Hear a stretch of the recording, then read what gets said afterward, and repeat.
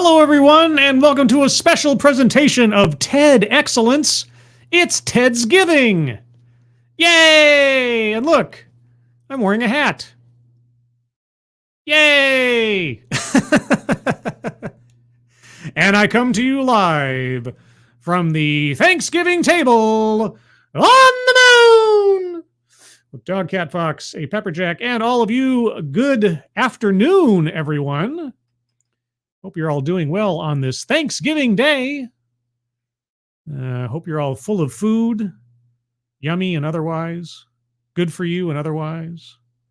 Hope you're all well, and if you're not surrounded by loved ones, know that you are loved. Somewhere, somehow. At least by probably the microorganisms that live within and on top of you. I mean, somewhere. Someone loves you somewhere. I promise. I swears. Oh boy, it's been a quiet day, thankfully. Slept in, played some video games, watched a couple of shows, and now off to the races on random things I decided would go into today's playlist. Well, not so random. The first one's not so random. The first one was specifically, I tried to find something dealing with Thanksgiving, but we'll deal with that momentarily. Before I get there, who's joining me on this day of all days, festive Thanksgiving days?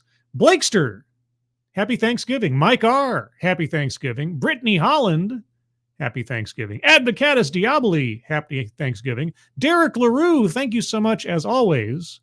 Speaking of being thankful, thank you so much for your generosity and support, and happy Thanksgiving. Hope you're doing well. Keeverdam, Thanksgiving to you. Let's see. Luke Skywalker 2, happy Thanksgiving to you. Rotten Corpse, happy Thanksgiving.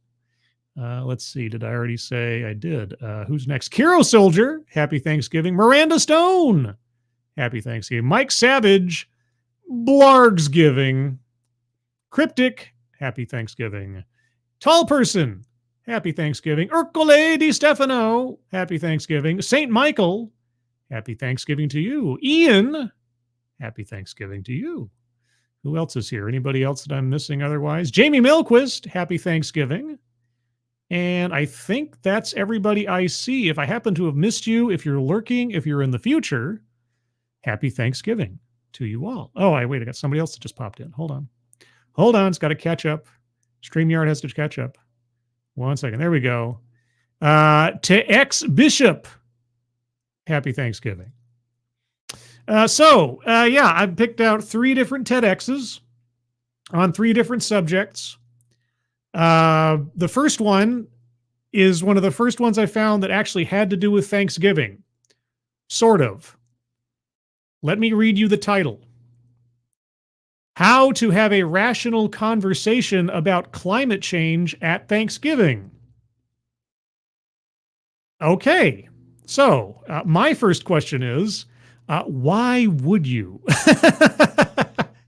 If you're at the Thanksgiving table, why would any of the subjects you would voluntarily bring up be climate change? But okay, all right.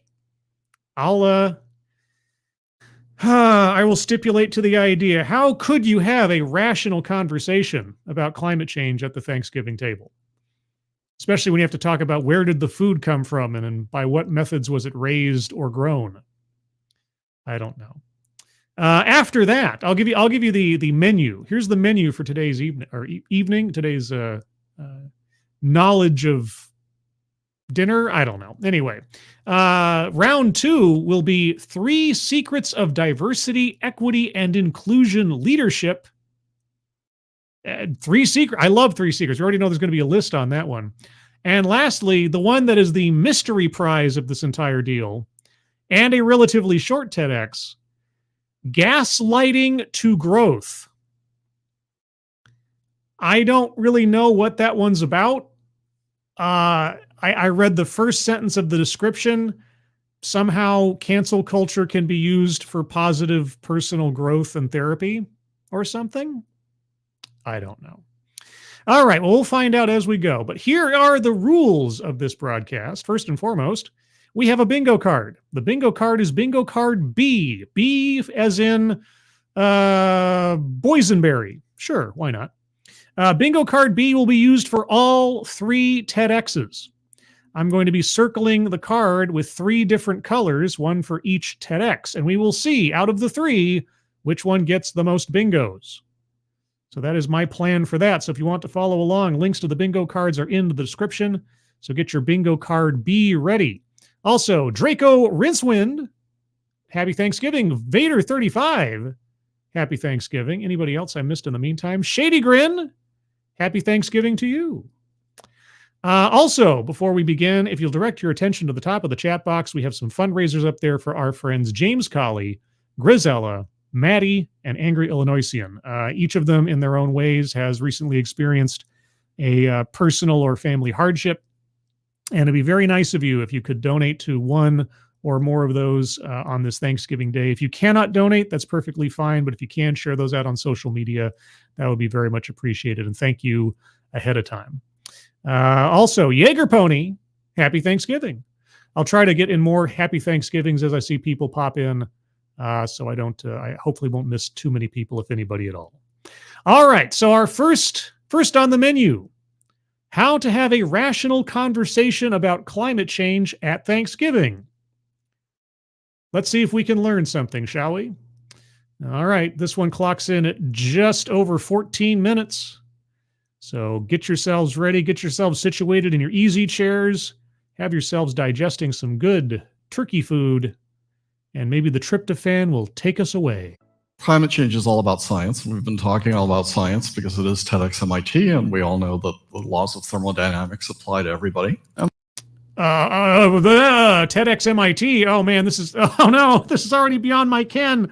I'm only a lowly English major. Oh no. You guys hear that okay? Mike R says, sounds good. Let's see. Oh, I got a couple others here. Let's see. Darren Root, happy Thanksgiving to you. Let's see. Sounds good, says Mike R. Keeverdam has turkey, corn, broccoli, stuffing, applesauce, and pumpkin pie. Holy cats. Oh, and I apologize for the, I thought I made the window on the screen a bit bigger than that. Apparently I didn't. Well, too late now. Just have to deal with it as we go. So if he puts up visuals and they're being blocked off in some way, I'll try to compensate with some narration, but hopefully they will do their part. Funtime Bats, thank you so much for the karate dog cat fox. Oh, dog cat fox. Wow. Wow. That's a Sinatra dog cat fox. Thank you so much, Funtime Bats. Also, I should advise that Sinatra Says has posted a new episode of his Sinatra's Speakeasy channel, where he talks about 5 different apple cider cocktails for the Thanksgiving season. So be sure to check out Sinatra's Speakeasy on YouTube when you have a chance. Also, Assassin of the Gray, happy Thanksgiving. All right, so yes, we're at MIT, climate change, what now? And that you take heat and you do work and you get emissions and all this stuff, and this is an option. What else do we know? Well, we know that there's almost no scientific ambiguity on this subject.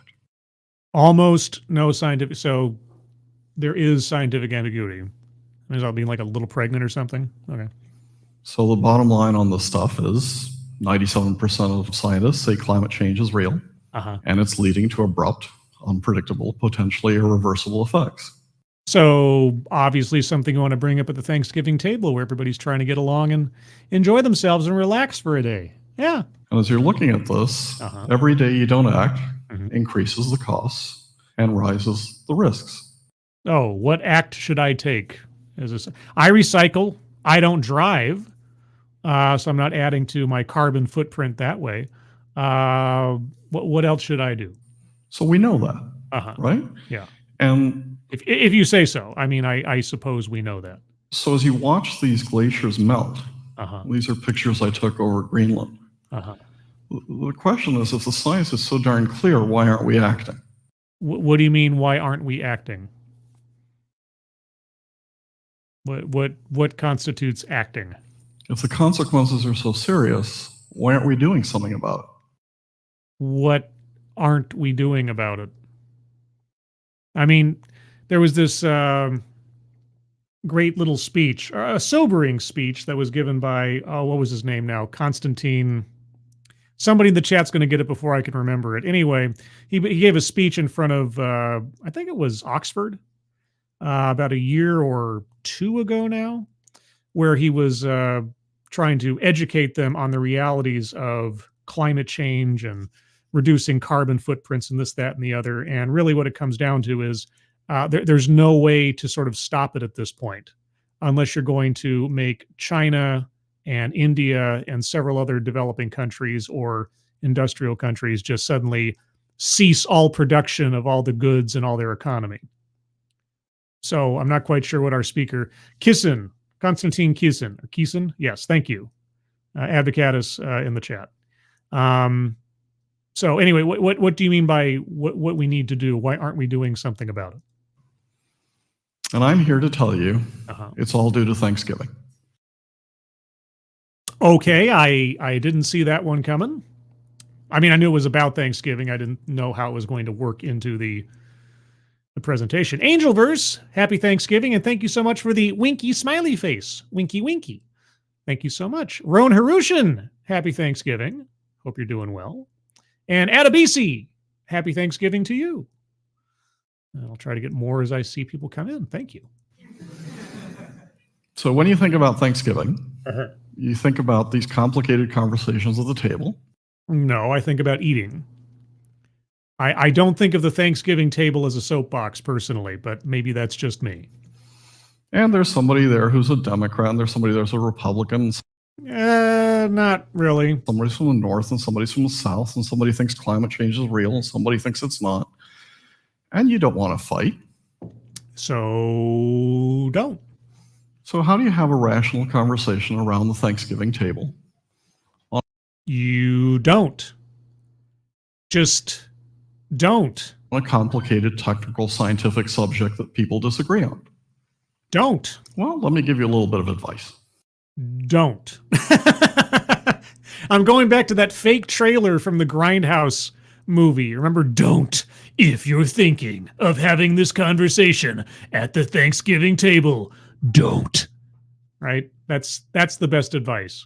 So as you're looking about this, just as a public service, let me give you 7 different ways of beginning to address the topic of climate change over Thanksgiving or over Hanukkah or over Kwanzaa or over Christmas or whenever you have your family together or other such creatures. Okay, well, we already have our list. So let's go to the bingo card real quick. Circling a list. Got that one on there. So I'm going to use green as the color for this first one. Let's see. Marginalization, not yet. Self-vilification or wretchedness, no. Contradicts own point or argument, not yet. Feminism, no. Microaggressions and conscious bias, no.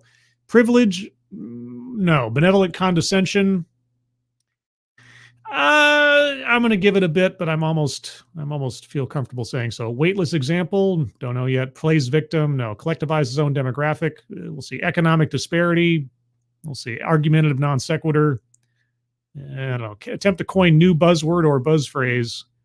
I haven't heard anything new yet, or at least not that I'm familiar with. Mind reading assumes motives. Yes, we all know this. We all know this to be true, he says. So there you go. Patriarchy, no. Anecdote that probably never happened. Diversity, equity, and or inclusion, no. White supremacy, no.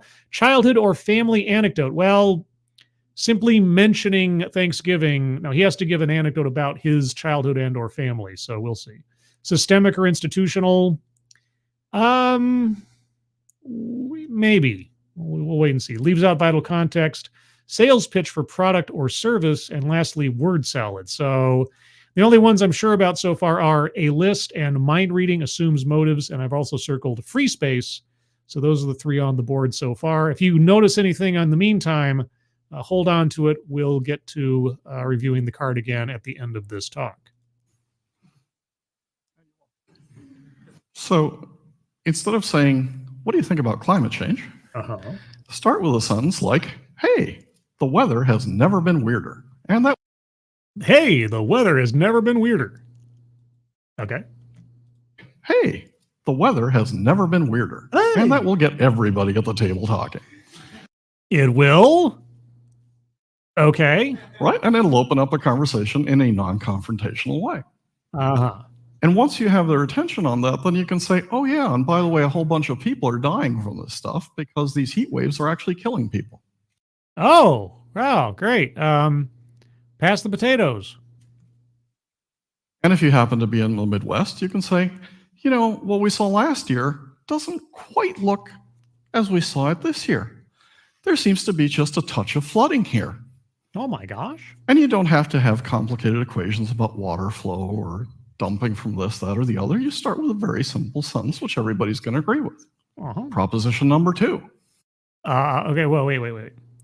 I guess my question will be, regardless of what his 7 points are otherwise, when he's talking about taking action, what does he either expect or want to have result from this proverbial conversation at the Thanksgiving table?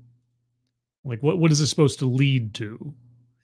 Johnny Hellcat, happy Thanksgiving. My last holiday debate was 8 family members versus me about the wage gap. I knocked it out of the park, but they've since banned politics at gatherings. So that's probably the smartest move, honestly. Probably the smartest move. But good job on the wage gap. Yes, the earnings gap. So, yeah. I'm still not quite convinced we need to have this conversation, but I'm waiting to hear, okay, well, let's say we have this conversation. How is this going to lead everybody to a better outcome in the long run? And also, thank you, Assassin of the Gray. Translation, how to manipulate and brainwash your family. Got it. Yeah, the Trojan horse conversation starters. Boy, the weather couldn't be weirder. Haha, you're right. Hey, let's have some chicken. See, I'd be the guy at the table to try to shut it down and just like focus on asking somebody else. Yeah, the weather is sure weird. Hey, how's your foot doing, Mom? Something like that. I'd play defense to having any confrontations at the Thanksgiving table, but maybe I'm just a peacemaker that way. I don't know.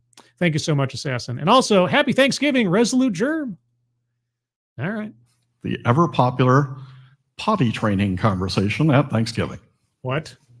So you train your kids to go to the potty and you train them to clean it up. Yeah. And eventually you reach a point where you say, you dump it, you clean it. Are you going to talk to the family like children being taught how to potty train? I'm not going to do your diapers anymore. Right? Fair enough. So why is this applicable to climate change? I don't know. You tell me. Because you wouldn't be happy if somebody dumped this stuff outside your house, which is what happened to this photographer. Uh-huh. And you'd be less happy if you went and cleaned it up with the neighborhood and then somebody dumped it again. Uh-huh. So if you're not happy if somebody comes and dumps that in your house, why are you happy that people are putting 37 billion tons of CO2 into the atmosphere? Okay, well, let's say I'm not. Okay, let's say I'm not happy that people are doing that. How am I going to stop that? How am I going to go off to China or India or any dozen other countries that are in an industrial revolution of their own and tell them to just stop? This is going to be my overarching question for this. It's like, okay, you can sound like a smarty pants at the table, and this leads to what? This manifests what outcome? Thank you, Matt Barnes. I'd point out the weather has done weird things for decades, but I'm an asshole. Yeah, boy, this is weird weather we're having.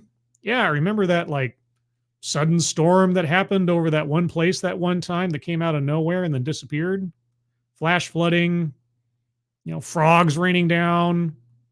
That time that fish fell on some, house in Sheboygan. Yeah, but we don't want to talk about that. Gen T Maxi, happy Thanksgiving to you, even though I believe your Canadian Thanksgiving already kind of happened, right? But either way, happy Thanksgiving. And yeah, ex-Bubba Hotep, happy Thanksgiving to you. So should I yell at volcanoes to stop it? Yeah. Hey, volcanoes, give it a shot. Stop it. Because that stuff's dumping on your yard. And that stuff's dumping on your parents' yard. And that stuff's dumping into your kids' lungs. And why is that tolerable? When you would go crazy if somebody came and just dumped their garbage can. What do you expect me to do about it, sir? I'm not being facetious when I ask that question. Rowan Harushin, thank you so much. Why would you want to cause needless conflict with family at a yearly gathering meant for good tidings? That should be the initial question. Encouraging people to bring up contentious issues at the Thanksgiving table, and here's the best way you can do it in a Trojan horse sort of subversive way. I don't know. But okay, I'm gonna kind of phase out that complaint of mine because I think it goes almost without saying. But Curmudgeon Gaming, happy Thanksgiving. But all right, I'm still waiting. Okay, let's say we have this conversation. What is then the action plan thereafter to stop tons and tons of CO2 being piped into the atmosphere? Into your garden. Uh-huh. As long as there's no price to carbon. What? There's no cost of dumping. What? You just increase this stuff. So does it make any sense whatsoever to not price carbon dumping? The way this man speaks, I can almost not understand the words he's saying because the syllables kind of glot together. But okay, I don't know. Topic number 3. Oh, that Especially the adults love to tell the youth, you've got to budget carefully. Right? If you don't budget carefully, it's really easy to spend too much, and then your credit goes nuts, and you end up with these big debts and everything else. Very popular conversation around Thanksgiving and other holidays. Okay, I'm going to call that economic disparity and circling that one on the board because pickings might be slim for this one. And I'm holding out in benevolent condescension, even though I feel like I'm being condescended to with every word out of this guy's mouth. What happens if you don't price and you don't budget carbon? I don't know what happens. Just like your credit cards, you overspend. Uh-huh. And that's exactly what's happening. Uh-huh. So as you're looking at these structures, having no budget, having no price, well, you end up obese. Okay. Well, like I say, I don't drive, so I'm not putting any gas fumes into the air. I recycle. I breathe only as much as I absolutely have to. So my carbon footprint's about as small as I think you could possibly get in a industrialized urban environment, let's say. All right, so I'm doing my part. Do I have to talk about this? And what am I going to do about it? It just happens to be on carbon. Point number 4, fair is fair. Okay, that was quick. All right. I'd love to have a beachfront home. Uh-huh. How would it work out if I had to pay for somebody else's beachfront home and could never use it? No, like a timeshare? I know a thing or two about timeshares. Advocatus says, sales pitch, he is selling a method for being an ass to family and friends. Well, that's an interesting argument. Hold on to that one. Let's wait and see if he doesn't have a book or something to sell us at the end of this. Well, guess what? All of you are doing exactly that. Are we? Okay. Because these homes are exposed to more increasing climate change problems, and because more of them are being wiped out by fires or windstorms or floods or waves or hurricanes. Which never happened before in history, of course. The private insurance industry has basically said, hey, I'm washing my hands. I'm not playing this game. It makes no sense for me to take the risk on rebuilding that house. Okay, so how do you solve for this problem? Just tell people they can't build their houses where they want to build them? I mean, if you want to like set up like exclusion zones around, shorelines and forested areas or something, by all means, give it a shot, I guess. So guess what? The government stepped into this. And they're saying, because you can't get private insurance because the risk is too high, I'll insure you through FEMA. And you know what happens when they insure it through FEMA? Oh, taxes go up. They're using your tax dollars to pay for that beach house, which you will never use. Okay, so what is your solution to the problem? Tell people that they cannot build houses in certain places? Go for it. Is that the legislation you want to enact? I mean, what do you expect to do to solve for this problem? Can you explain to me how that's fair? Economics, capitalism, or maybe you're an anti-capitalist. I don't know. You do get instances where it's not somebody's fancy beach house that gets taken out. It's a whole section of a city. You don't say. And here you got to be more careful, Uh-huh. right? Because these folks need help and they deserve help. Oh, do they? Are you sure? I mean, they built their houses in a place where it's just going to set up everybody else's tax dollars and everything. I mean, shouldn't we blame them for having to live in places where they want to live? Okay, but now they need help and deserve help, even though they're contributing to everybody else's misery by living where they're living.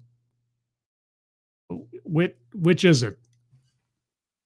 But there's a follow-up question, which is a really important question, which is how many times? Oh, how many times do we help somebody who's been hit by a national disaster? I don't know. How many punches do they get on their card? What is the number? How many times should we help somebody as a victim of a natural disaster? Because in Canada, when something like this happens, they give you the value of the house, and they tell you, go rebuild your house anywhere you want. But if you rebuild it in the same place and you happen to have another 100-year flood in 5 years, we're not paying for the second time. Oh, okay. So you want to impose that in America? Okay. Well, I asked for an answer and I got my answer. Okay. So measure the risk very carefully of where you're going to take and rebuild your house. Your choice. But if you do it in the same place and it floods, we're not on the hook anymore as taxpayers. This is relevant to small states like Florida. Because when you look at Florida, there happens to be a little bit of water on there. And the average rise in Florida is 6 feet. So when you look at infrastructure like that of the Florida Keys, you're maintaining a whole lot of really expensive infrastructure in terms of sewage, power, roads, in an area that's increasingly underwater and having to be rebuilt time and again. Okay, and that's just going to keep on happening. So you might as well just abandon that entire area, right? Just say, heck with it. Just abandon. Tell people to go build their homes somewhere else. Just because. Okay. So, all right. So you want to disincentivize repeated home ownership in the same area. Okay.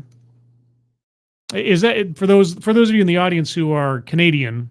I'm assuming he's not lying, but just as a verification, is that true? Is that a law in Canada that if you get hit by a natural disaster once, they'll pay for it, and after that, you're on your own? There are towns in Florida that flooded 82 days so far in 2019. Oh, okay. So everybody in that area needs to just leave without any support? I mean, if you say so. Let's see. A2P, thank you so much. Happy Turkey Day. Shout outs to skilled dough makers. Like actual dough or like money dough or both? Why not? Genty Maxi, verified Canadian. That sounds like crap his insurance company told him. Well, maybe, but is it true? I guess is the question. All right, so Florida flooded 82 days in 2019. Not because of hurricanes, but because of tides. This is starting to look like Venice. Okay. It is indefensible because this is a porous soil. So you build a wall, it comes up from underneath. Are you going to go out and pay $400 billion to rebuild this real estate time and again so somebody can have an oceanfront home? Okay, so just abandon them completely. All right, if you say so. Thank you, Matt Barnes. You know, flood insurance is a thing, and no one makes people build near water. It is a choice. This guy is something else. What? I have no idea. And I'm not quite sure where he's headed here. It's like, okay, well, how is not building my house on a floodplain going to help climate change? I thought that was the point of this. Is that the conversation we're having at the Thanksgiving table? It's like, hey, Grandpa, you know that retirement home you got? You'd best not live there no more unless it floods. Is that what we're talking about? I don't know. Let's see, Genty Maxi. It's more about your own insurance. If the company sees the natural disaster as an act of God, I've heard of before what he's saying.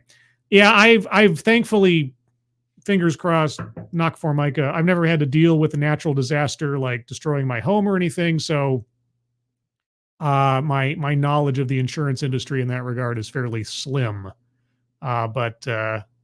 Okay, so far, what do we have here? We have a Thanksgiving table conversation that has gone all over the place and sounds about as confrontational as you can imagine.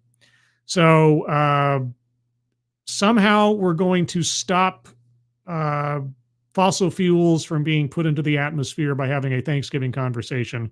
And we need to discourage people from living in waterfront homes because we're not going to pay for them anymore if they continue to want to live next to the water and so on. Okay. Because it's your tax dollars that are going to be at work here. Yeah. Point number 5, the ever popular Pottery Barn rule. The Pottery Barn rule? Big store Pottery Barn. They used to place these signs all over the place. You break it, you buy it. Or you break it, you own it. Well, it turns out that a lot of these emitters that we're talking about don't just have consequences on climate and on CO2, they have huge consequences on health. Okay, so I don't know. Where are we going? Are we going to charge the medical costs in the same way as we started charging tobacco companies medical costs? Are you saying that no chemical company or manufacturer has ever been sued for medical costs of those that live around them for adverse health conditions?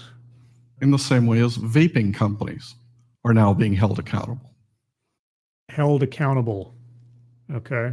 At what point do we, taxpayers, quit paying for this stuff and place the costs where we should place them? You don't think those costs are then going to be passed on to the taxpayer anyway, to the customer? But, okay, what specifically are you talking about? Point number 6 for Thanksgiving conversation, the ever popular and cheerful, that was it. We're all going to die. Boy, this guy's just ripping through them. Okay. Which, by the way, is a great festival in Australia where you discuss death on the beach. Highly recommend it. There's a festival in Australia called We're All Going to Die. Okay. So as you're thinking about death, I don't generally enjoy that. And at the Thanksgiving table? Yeah, we're all going to die, but how early and how? You know, I bet you're just an absolute riot at your family's Thanksgiving table. I can tell that, man, you're just the life of the proverbial party. And the stuff we're talking about means that you can potentially die on a fire that comes down the hills of California and drives you into the sea. Or it happens in Greece and killed a lot of people. Or it happens with mudslides. Or it happens with tornadoes. But, I mean, don't help those people if they happen to have lived through more than one of those things, because that was their choice, right? If someone survived a mudslide the first time but decided to stay in their home, to hell with them, right? It happens with hurricanes. Yeah. So we are changing this equation of how we're going to die by our actions. Oh, okay. And it is a non-trivial change in terms of the amount of people that are being hurt by this. This is not a Democrat issue. This is not just the guy who created the National Park Service, Roosevelt, for his grandchildren. What? I think most decent people really want to leave this place better than they found it. Where are we? What is... Okay, I'm hoping we arrive at a point soon, because the scenario he has created so far is, here are 6 things to bring up at the dinner table. None of them are pleasant. None of them have any particular answers, and simply are all geared towards simply having an argument. But now Franklin Delano Roosevelt comes up. So does our speaker hate FDR? And there are people on all sides of the political spectrum, including this guy. Abraham Lincoln. Okay. Who in the midst of the Civil War took the time to protect Yosemite. Okay, and that is helping climate change now How, or are we leading off to we need to set more places aside as protected?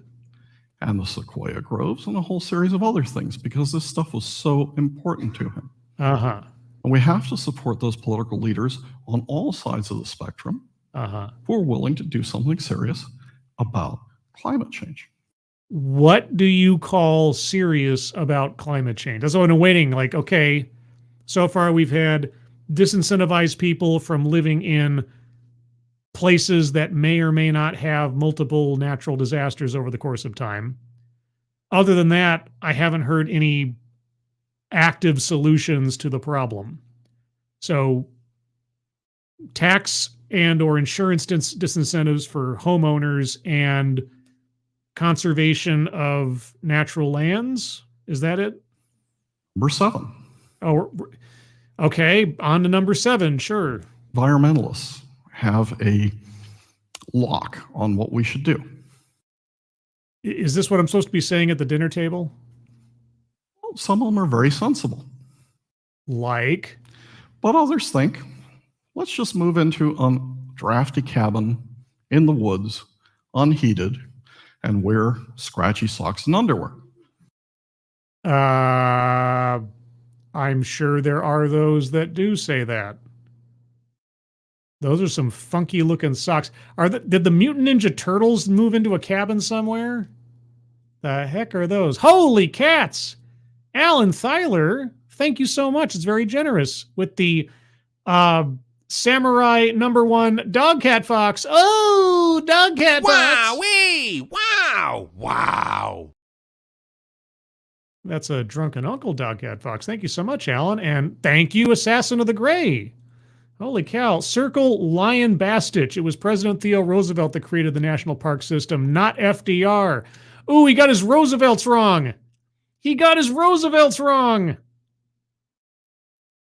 Oh my gosh. Assassin of the Gray, our local historian. Thank you so much. Good call. Good catch.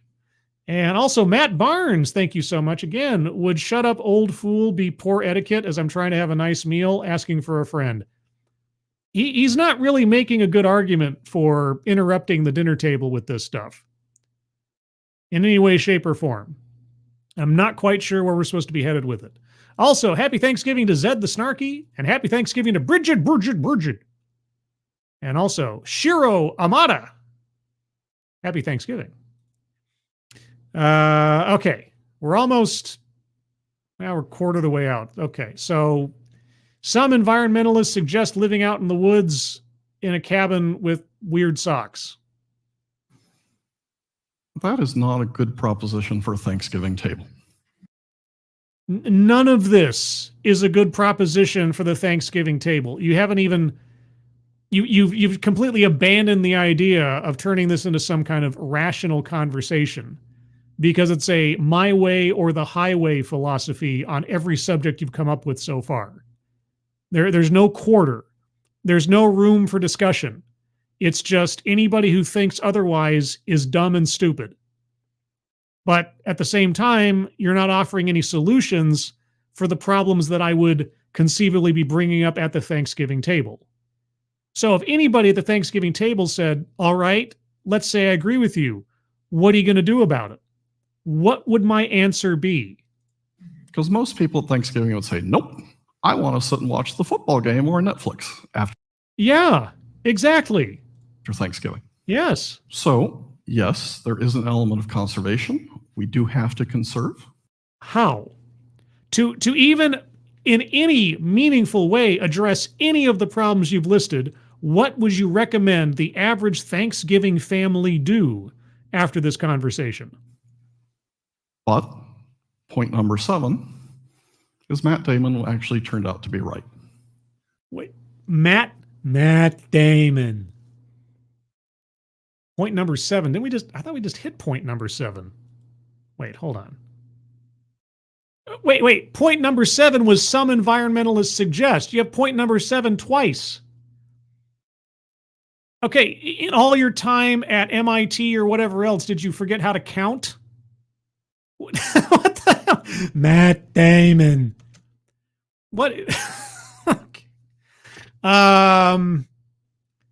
I don't even I don't even know what to do with the card right now. I'm gonna have to wait. I'm gonna have to wait.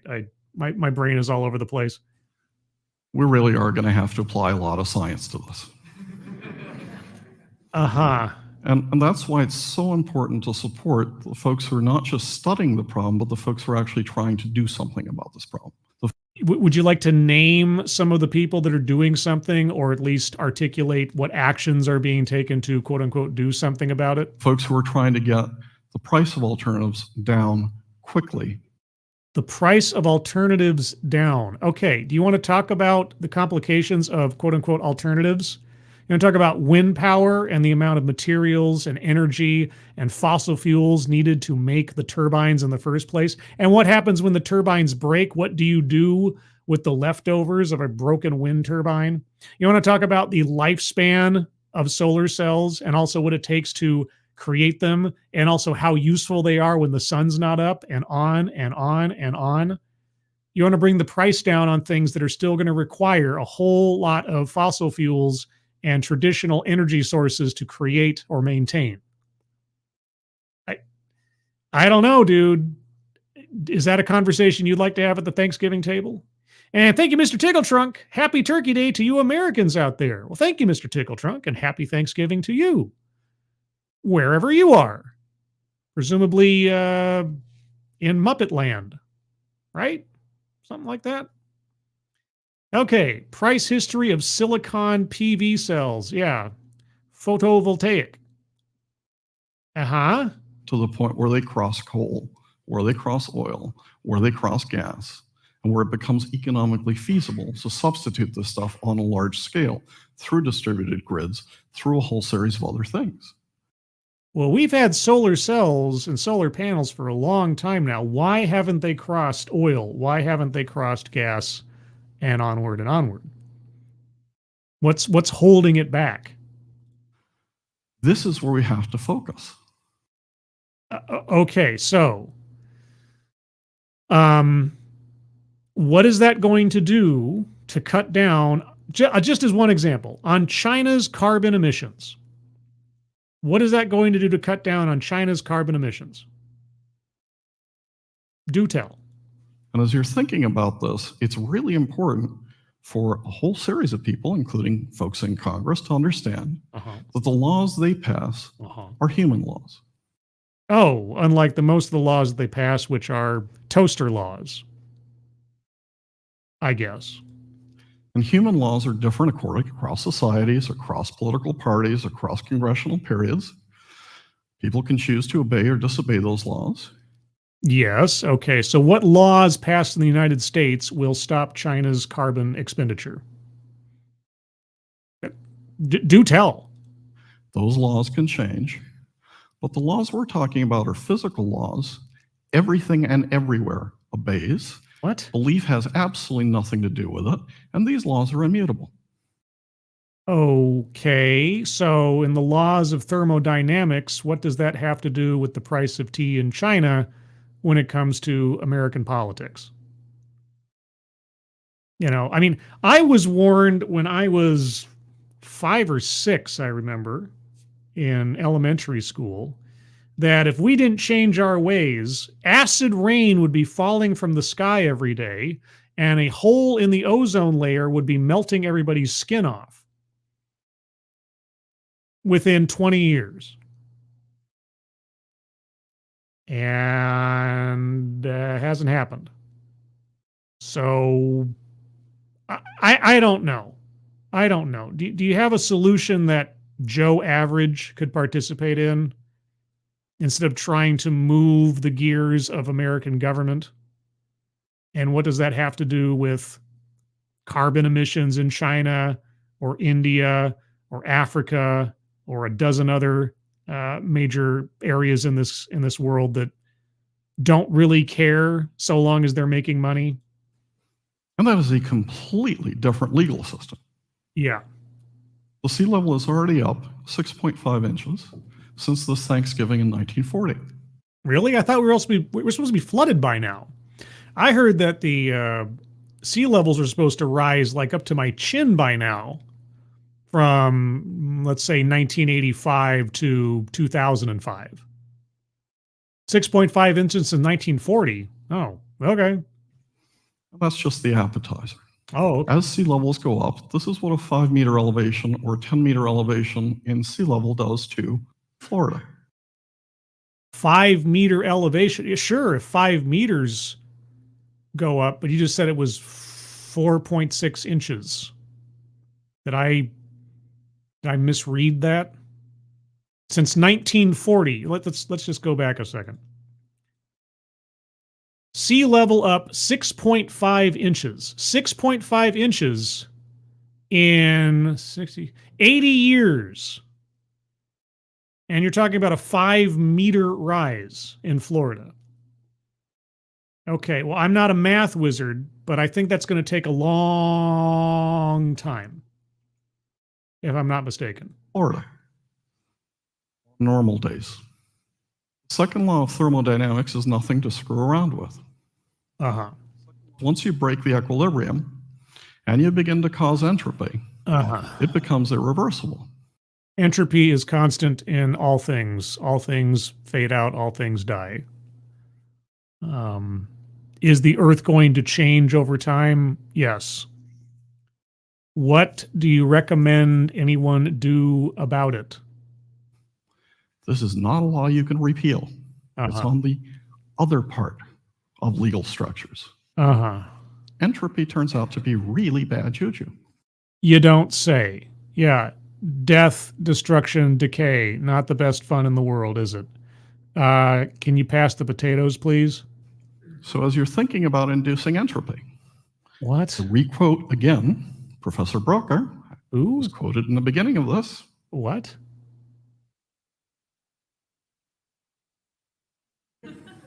Do not poke the climate, it says, as I'm pretty sure it's being cut off by the overlay there. The climate beast. How do I not poke the climate beast? Really, really bad idea to poke the climate beast. How do I live, I exist, I breathe, I move through the world, I consume, I am a living creature. How do I not poke the climate beast? How has the climate beast not already been poked beyond the point at which anything I have to say or do about it is irrelevant? You put the system into disequilibrium. System. Okay, I'm going to circle systemic institutional on the board. I know I was waiting for something specific. We'll go over the card here in a minute. We're almost done with this one. It doesn't go back for a long time. Okay. What do we know? We know that climate changes. Yes, we know the climate changes. Ice Age to now and before that even. Climate changes often. Okay. And what do you suggest we, quote unquote, do about it? It has changed. All the geological evidence is there. Yes, we know that. But you're saying now that we have some ability to affect such a change. What do you suggest be done realistically, rationally? It is changing. All the science evidence is there. Yes, I know. And there's all the science evidence from things in the past before there were even humans on the face of the earth. And your point is? It's really time we get better at talking to one another. Does it have to be at the Thanksgiving table? We quit polarizing and politicizing this issue. And you're contributing to that goal how? We start taking it seriously on all parts of the political spectrum. How? And find a common ground around these tables, regardless of what side of the political circus you're on. Regardless of what side? Okay, wait. Sorry. You're not going to find consensus if you're saying everybody has to think the same way, even if they have different opinions on things. What do you suggest be done? What is something that is an unassailable, unarguable action that Joe Average around the Thanksgiving table can take to affect anything that you're talking about, save for voting? That's the only thing that I've heard so far as an action that anybody could conceivably take, is vote for the politicians who agree with you. That's it. Is there anything else you have to suggest? Or the ideological circus or age. Or the ideological circus or age. What? So, in closing, Oh, okay.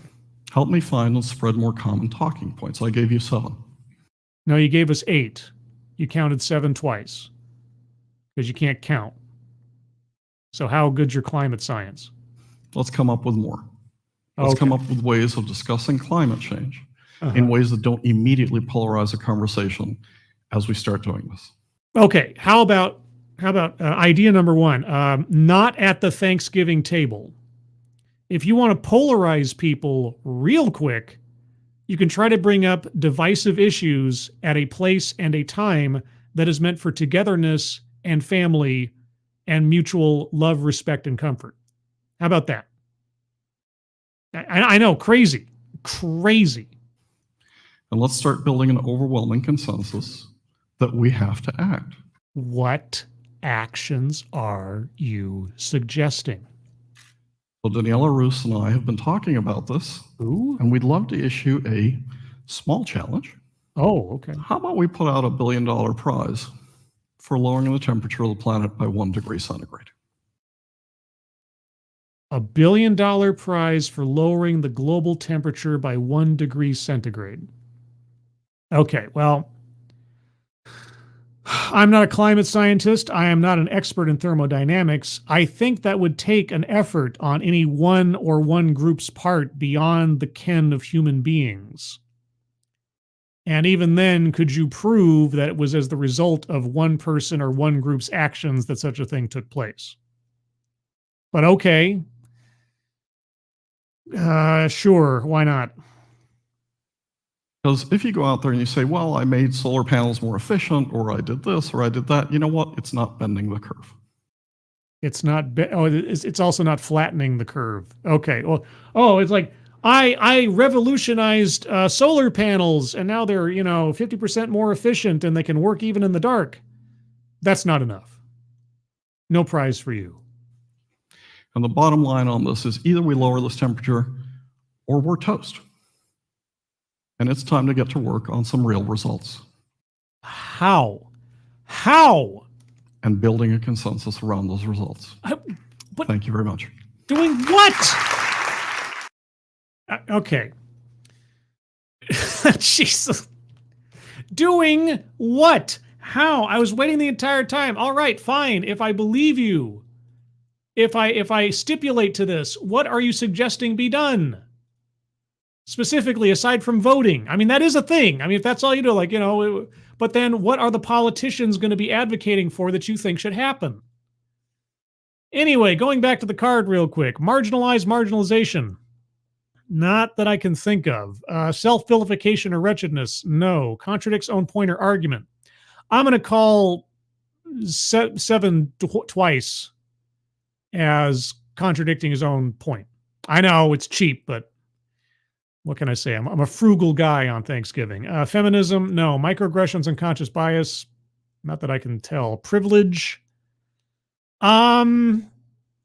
Yes, there was the implication about people wanting to live near the beachfront and everything that just came across as a little bit smug on his part. And I don't know that he was actually, going towards something like people who can afford to live in such places, but that's what it came across to me. Benevolent condescension, yes. Boy, oh boy, I felt talked down to left, right, and center on this one. Weightless example. I mean, did he give any examples? Well, I mean, okay, you give the floods and things. So yeah, they were all relevant to his talk, I suppose. Plays victim. Not so much that I could tell. Collectivizes his own demographic. No, he didn't really bring up anything like that. Argumentative non sequitur. I mean, most of it was bringing up problems and offering no solutions or plan of action, but argumentative non sequitur. I don't think so. I don't know. Attempt to coin new buzzword, buzz phrase. No. Patriarchy, no. Anecdote that probably never happened.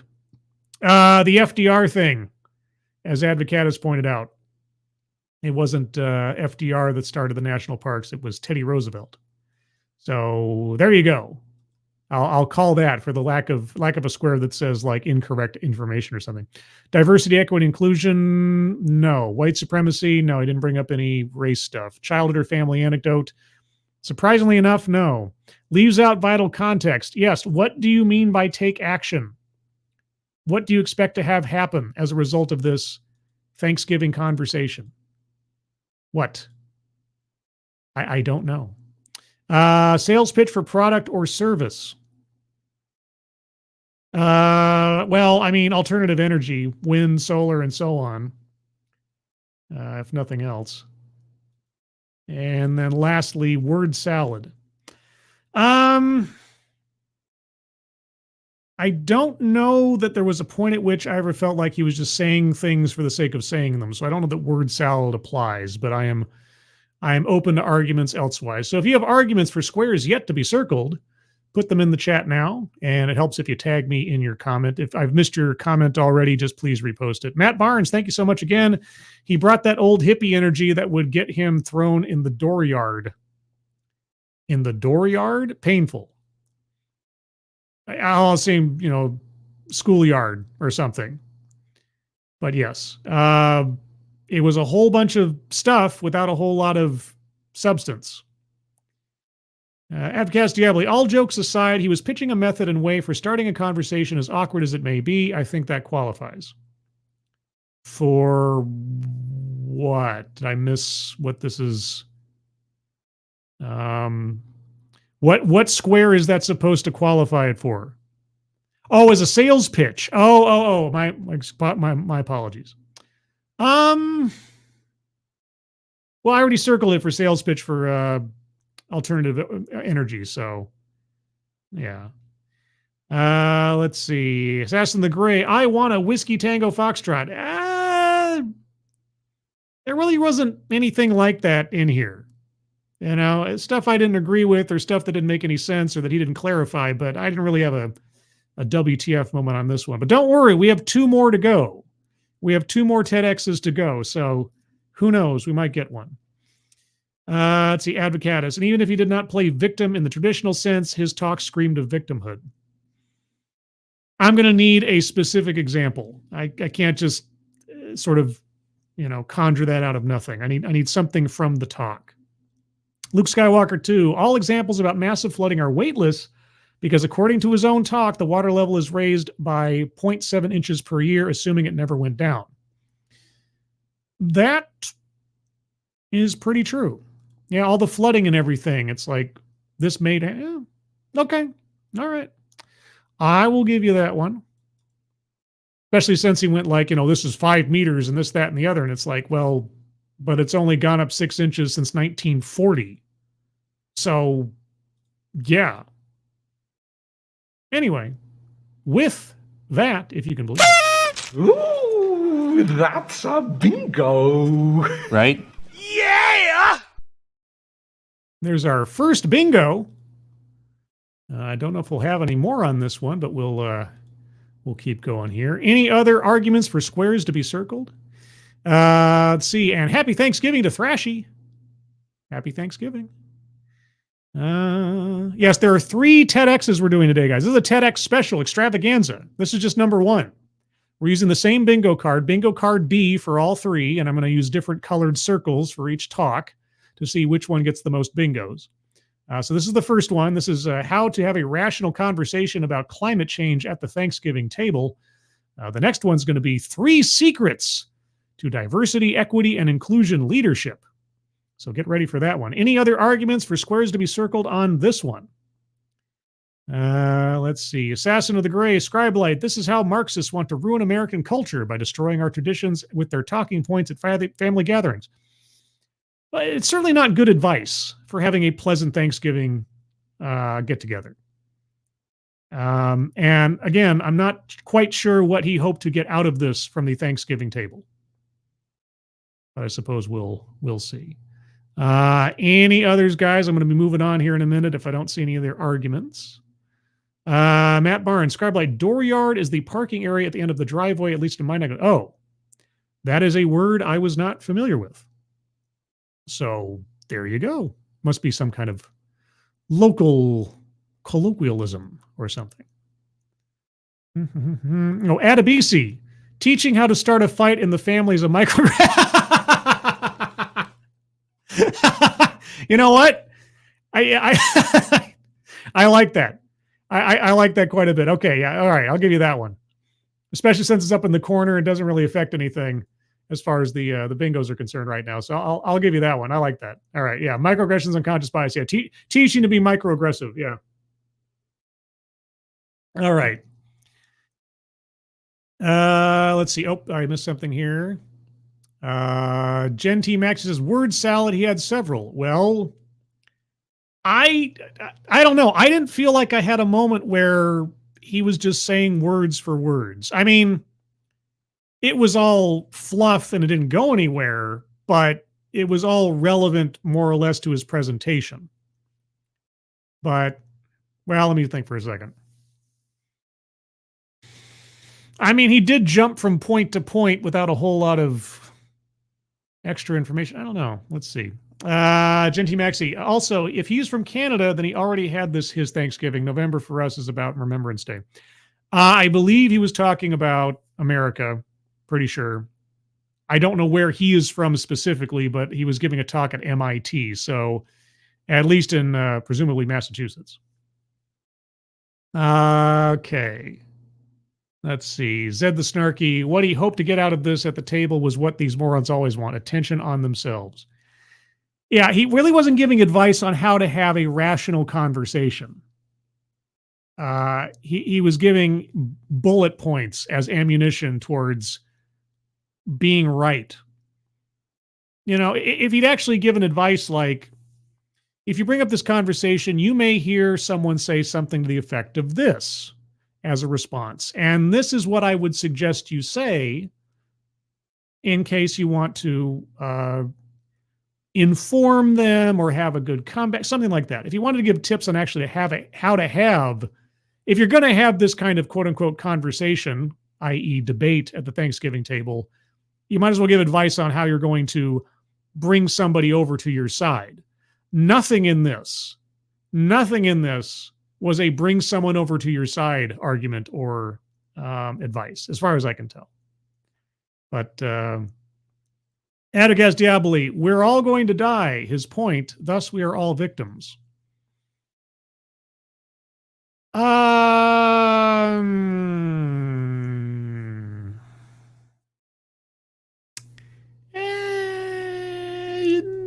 Sure, I'm feeling generous.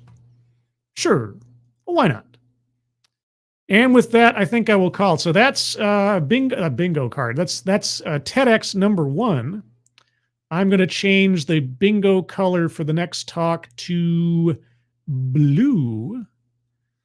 And I will now bring up the other talk, hopefully without any technical difficulties. Let's see if I can do that. Now, yes, good. I think, yes. Okay. So here we go, guys. This is TEDx number 2. And for those of you that need refreshing, this one is called 3 Secrets of Diversity, Equity, and Inclusion Leadership. Changing it up a bit. We go from climate change to DEI. Some familiar territory. So have your bingo cards ready. Change the color if you're circling using paint or something else, or just start a fresh copy for this one. Remember, it's bingo card B. Links are in the description. I'll also, again, remind, if you haven't already, take a look at the fundraisers at the top of the chat box for our friends James Colley, Maddie, Grisella, and Angry Illinoisian. If you can donate there, please do so. If you can't, that's fine, but please do think about sharing those out on social media. And holy cats, look who it's in. It's senior staff reporter and chief Florida correspondent, Colleen Bernier. I just looked up TEDx Talks Thanksgiving conversations, and under the people also ask was, can TED Talks save your sanity? Boy, howdy, can they? They sure can. Man alive. All right. Well, get yourselves ready. Here we go. Number 2 on DEI leadership. 3 secrets. We already know there's going to be a list, but let's wait until she actually starts listing them off. This one clocks in at just under 16 minutes. So let's get on with it. In bloom at New Albany. When I was in 5th grade, Uh-huh. my family and I lived outside of Little Rock, Arkansas. Oh, childhood or family anecdote. Okay, circling that one in blue. All right, moving on. And I remember a school assignment from that year Uh-huh. that completely changed my life. And strangely enough, coincidentally, she's wearing blue. I had not planned on that, but there you go. Green and then blue, and that works. Okay, anyway, you had a school assignment. What now? Sorry, let me back up a Of little Little bit. Rock, Arkansas. Yes. And I remember a school assignment from that year that completely changed my life. Ooh, was it building a volcano out of paper mache? My teacher told us this story of a boy named David O'Dodd, who was 17 years old during the time of the Civil War. David O'Dodd. Trying to think if I have heard this name before. I don't think so. Okay. Now, David was found to allegedly be spying on Union troops who were stationed in Little Rock at that time. Okay. And subsequently, he was executed. Wow, what a uplifting story. After his death, David became known as the boy martyr of the Confederacy. Oh, So for our assignment, we were instructed to conduct a research project based on this story. a research project based on a captured spy. Okay. We had to then write out the narrative of the story in our own words, Uh-huh. draw the illustrations, Uh-huh. sew together the pages of the book to form the binding, Uh-huh. glue those pages to a hardcover, and then cover the hardcover with the fabric of our choosing. This was a bookbinding class? Okay. As I began working on this assignment, I couldn't help but notice that something just didn't quite feel right. Okay. This was 5th grade, right? I had read about the Civil War, and Uh-huh. I knew that the Confederate soldiers, in part, were fighting to keep my ancestors enslaved, That is true. Yes. while the Union soldiers were fighting in part to set them free. I mean, don't get me wrong. Historians will argue over the true motivations here, there, and otherwise of both sides, but that became certainly a major part of the narrative. Yes. So for me to write a story that was honoring the martyr of the Confederacy, Uh-huh. it just felt like my identity and my heritage weren't being fully taken into consideration. I felt like I was in some ways excluded from being able to fully participate in this assignment. Okay. Well, you lived in Arkansas. Presumably it's about Arkansas history. And given the time frame that I'm assuming this took place in, we weren't as super duper culturally sensitive as we are now. So, okay. And you did what? So what I did in response was I used the fabric as my way to enter into this assignment. You used the fabric. Okay. I chose this fabric that you see here for its colors and designs and shapes and patterns And that reminded me of African and African American culture and history. right. Okay. I didn't know it at the time, but this was one of my earliest memories, being faced with an organizational practice that left me feeling on the margins. That left you feeling on the margins. Okay. Well, that is a you problem. And I realized that as I continued in school, I wasn't the only student to feel this way. I can imagine. I remember a time during my senior year of high school talking with some friends, Mhm. and we were discussing that it seemed odd to us that our school wasn't quite doing anything to celebrate the upcoming Dr. Martin Luther King Jr. holiday. I mean, isn't it a national holiday? or at least an observed holiday? I mean, aside from like the nation recognizing it. Okay. It was really going to be another day, business as usual. Classes were going to be in session. There weren't any school-wide celebrations or anything like that. So put one together.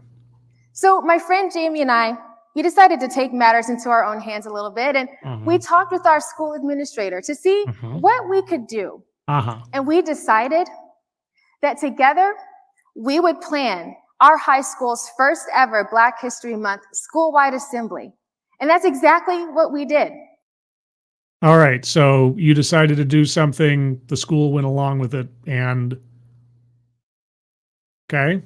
Jamie and I contacted some community organizations, and we invited performers and musicians and singers, and we even invited some African drummers and dancers all to our high school gym. Wow. And we invited all of the students and all of the teachers, and everyone came. Okay, so you were pushing in an open door. And to top it all off, yeah, Jamie and I did a poem recitation of Maya Angelou's Still I Rise. Wow. And at the end of that school year, yes, Jamie and I were the 2 student winners of our high school's Impact Award. Wow. And we were also listed in our local newspaper's 18 under 18 list that recognized the city's brightest and most ambitious young people at the time. Golly, how oppressive of everyone. I learned from that experience that by collaborating with others and by using my voice, that I could have an impact on an organization, and that impact could then ripple out into the community. Okay. Sounds a bit self-centered. Were you there to celebrate Dr. Martin Luther King Jr., or were you there to celebrate something else? All right. You wanted to do a thing. You did a thing. The organization involved in this thing gave you absolutely no pushback to doing this thing, and you had nothing but positive outcomes from it. Good for you. Now, I don't share these stories with you to suggest that there's anything inherently wrong with my schools. In fact, I truly loved learning, and my schools really were places that nurtured that. Except you've just indicated, or at least implied, that they were, prior to your action, totally racist. I just got a Happy Thanksgiving from Satsu text. Well, let me respond. I gotta say Happy Thanksgiving back to that Satsu. Hold on. I gotta do this because I have a dumb phone, and dumb phones are dumb. Happy. Can I type with this thing? Not easily. Thanks. Giving. Come on.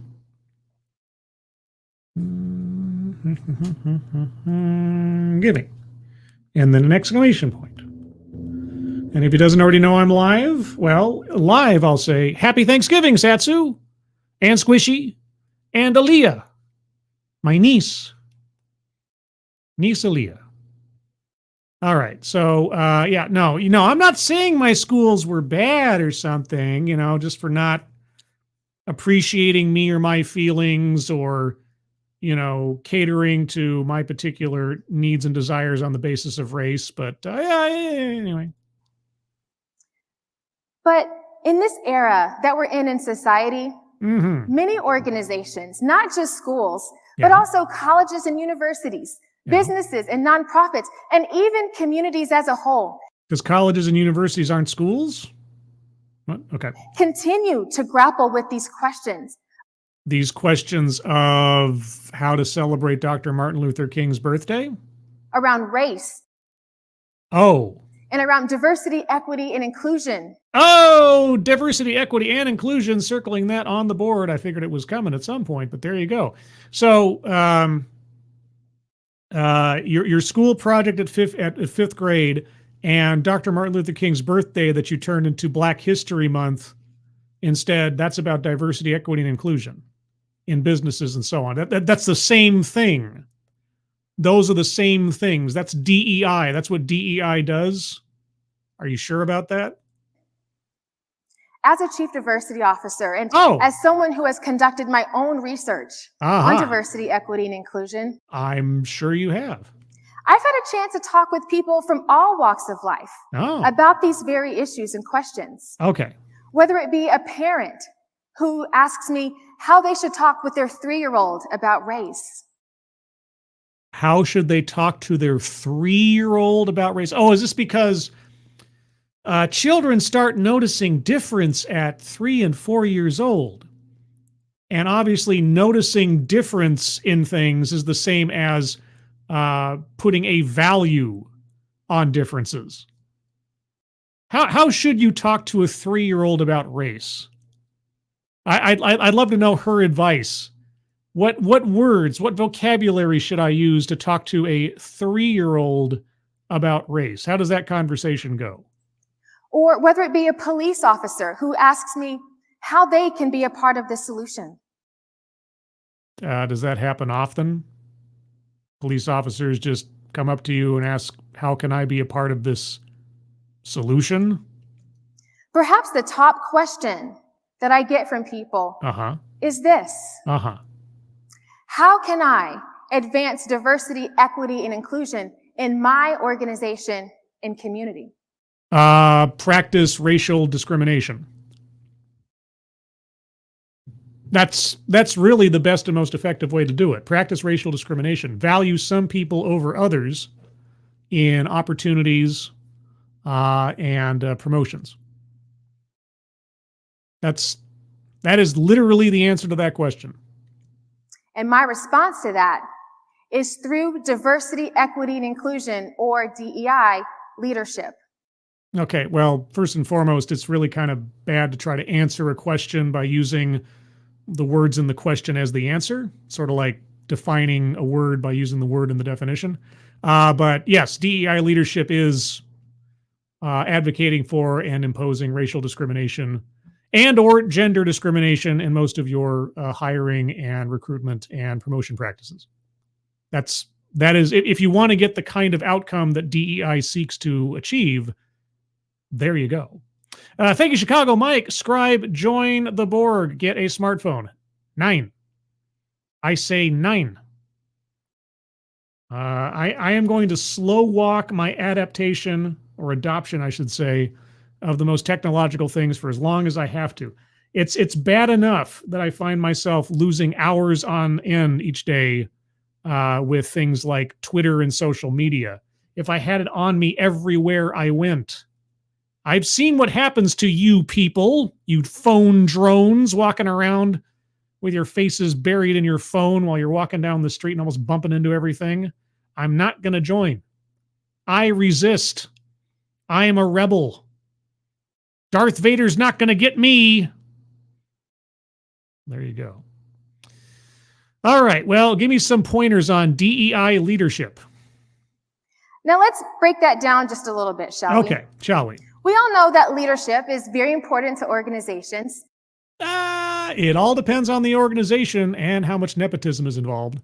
And in fact, research tells us that leadership can play a huge role in things like culture and values, employee motivation, and even organizational performance. You know, whenever I hear someone say research tells us, my brain can't help but sort of replace that in my mind as the good book says, or something to that effect, right? Just research tells us. Like, what research? Or is this just common sense? I don't know. I don't even think you need to back that up with quote unquote research, right? As life experience tells us would be enough for me. But okay, research, nebulous in some form or another. Yes, leadership affects culture, values, employee motivation, and organizational performance. Yes. General George S. Patton. And diversity, equity, and inclusion are also very important to organizations. not as much as you might think. I'm told that they are, and yet over and over again over the last several months or couple of years, in fact, DEI budgets have been slashed at many major organizations, and they've started to walk back their focus on them, especially after the affirmative action decision. So I'm not quite sure how important they really are. Thank you, Keeverdam. List. You're right. You are correct. That is a list. We do have a list. So I'm going to circle list on the board in blue now. So we have blue and green on that one. Make sure it's distinct enough to be able to tell it. Okay. Thank you, Keeverdam. Appreciate it. All right. McKinsey and Company, Oh, they God. released a report McKinsey. that detailed the findings of a study. McKinsey and Company, you might want to diversify your sources of information. McKinsey and Company has a skewed incentive to push these ideas. But, okay. And this study included over 1,000 large companies from around the world. Mm-hmm. And part of the finding. Whoa. Back up. Let's take a look at that chart one more time here. All right. The business case for diversity in executive teams remains strong. Likelihood of financial outperformance percentage? Okay.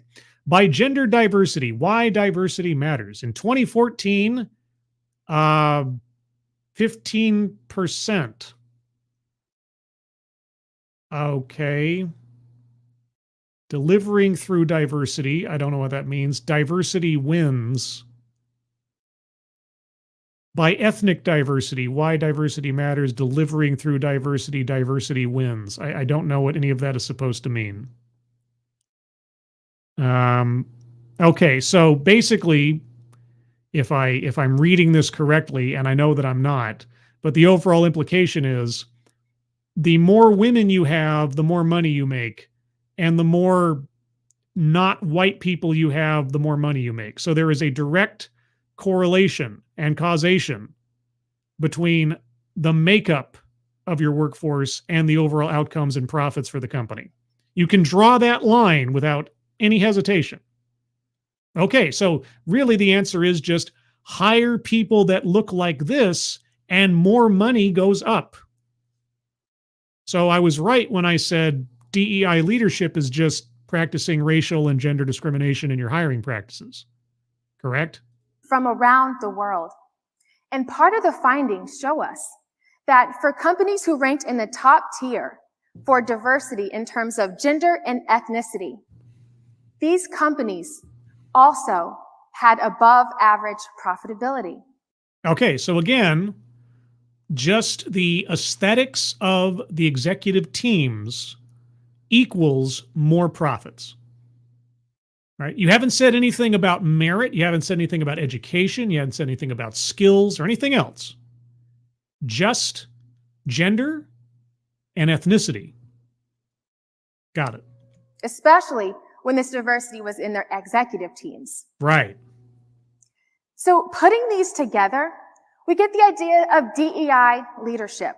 Uh-huh. Now, I define that as the ability to guide and influence others towards achieving diversity, equity, and inclusion goals. And What? Okay, this is really bugging my brain. You can't keep using the same words in the term you're defining in its own definition. Okay?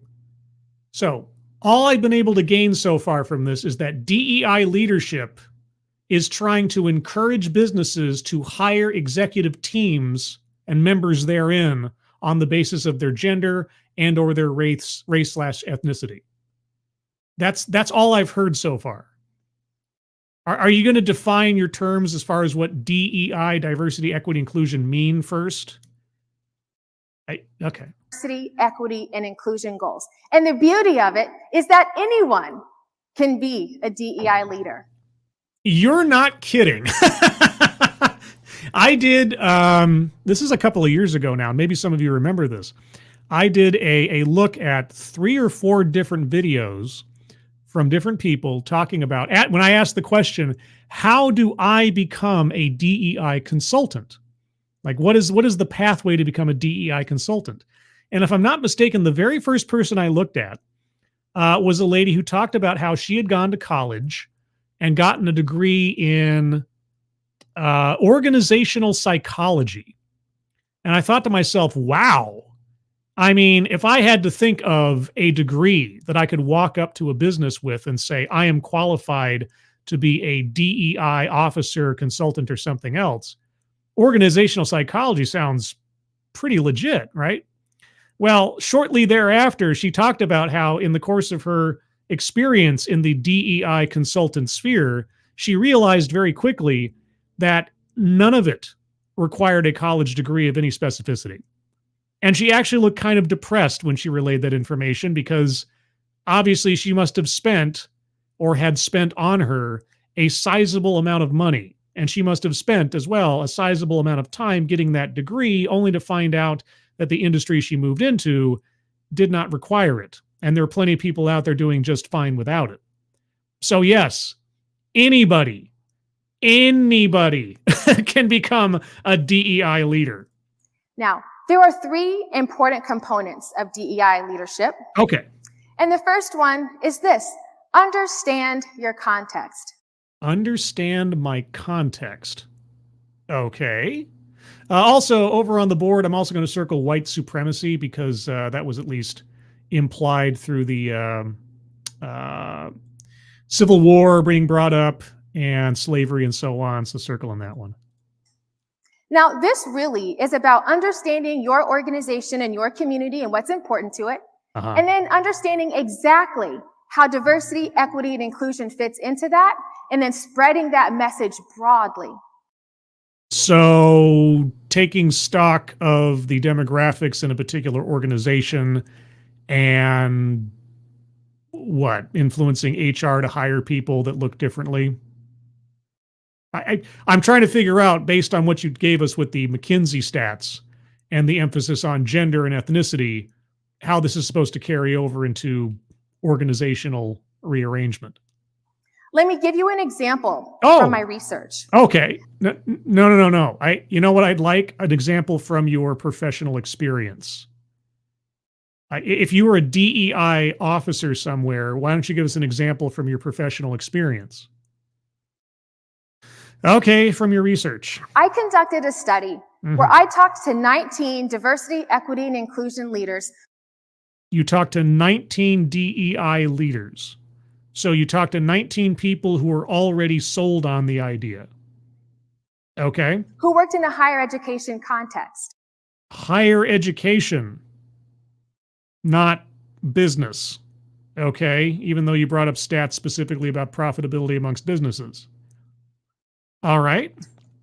Now, these were individuals who did things like run DEI workshops or manage programs that supported students from underrepresented and historically marginalized backgrounds, or marginalization, circling that one on the board. But before I go any further, why, it's Jeanette E. Hellis. Happy Thanksgiving, Jeanette. And she turned 27 today. Well, golly. You know what that means, Jeanette?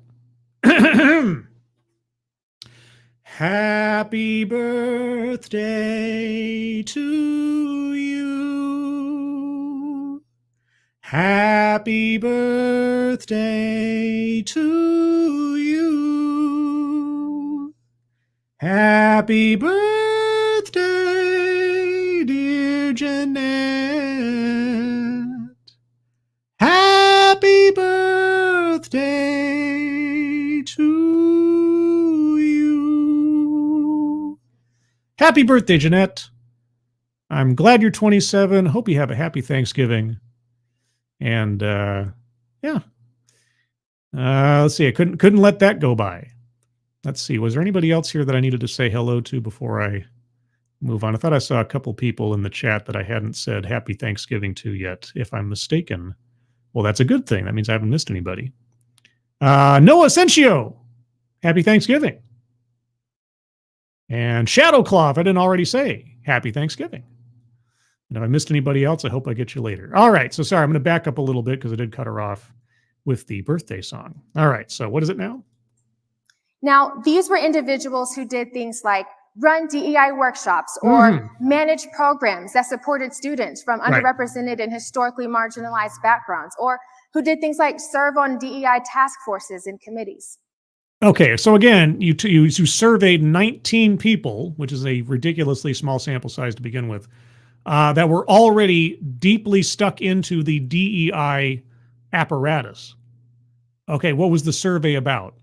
I wanted to understand what their experiences were, what their challenges and successes were, and ultimately, how was it that they were able to advance diversity, equity, and inclusion?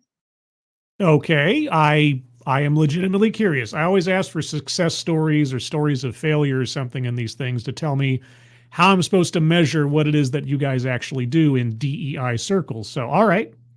And what did you learn? One of the administrators that I spoke with, let's call them Jay. Okay, Jay. Told me about their experiences increasing the number of gender-inclusive bathrooms on campus. Gender-inclusive bathrooms. So, unisex bathrooms? At first, Jay told me that he wasn't really getting a lot of traction on this particular issue because there were many colleagues on campus who didn't quite understand exactly why this was needed. Yeah, I mean, you have a restroom area that has a door for women and a door for men, bathrooms for each, the end. Why? And is that really a DEI issue? Because last I heard, DEI was about increasing the numbers of women and ethnic minorities into executive teams. Unisex bathrooms are now, okay.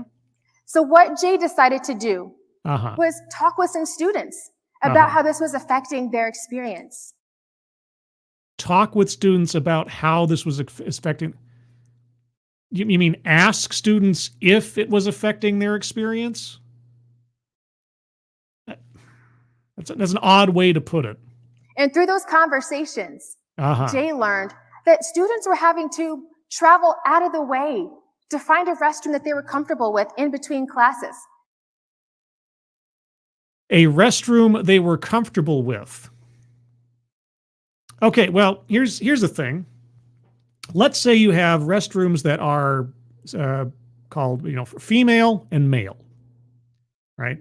And let's just imagine a person, whatever this person is, and they're looking at these two options going like, well, I don't feel comfortable going into a restroom where there are women. And I also don't feel like going into a restroom where there are men. So the solution, obviously, is to have a unisex bathroom where both men and women can go into at any particular time. And then, me being so special, I still don't have an option I can feel safe going into. Or have I missed something?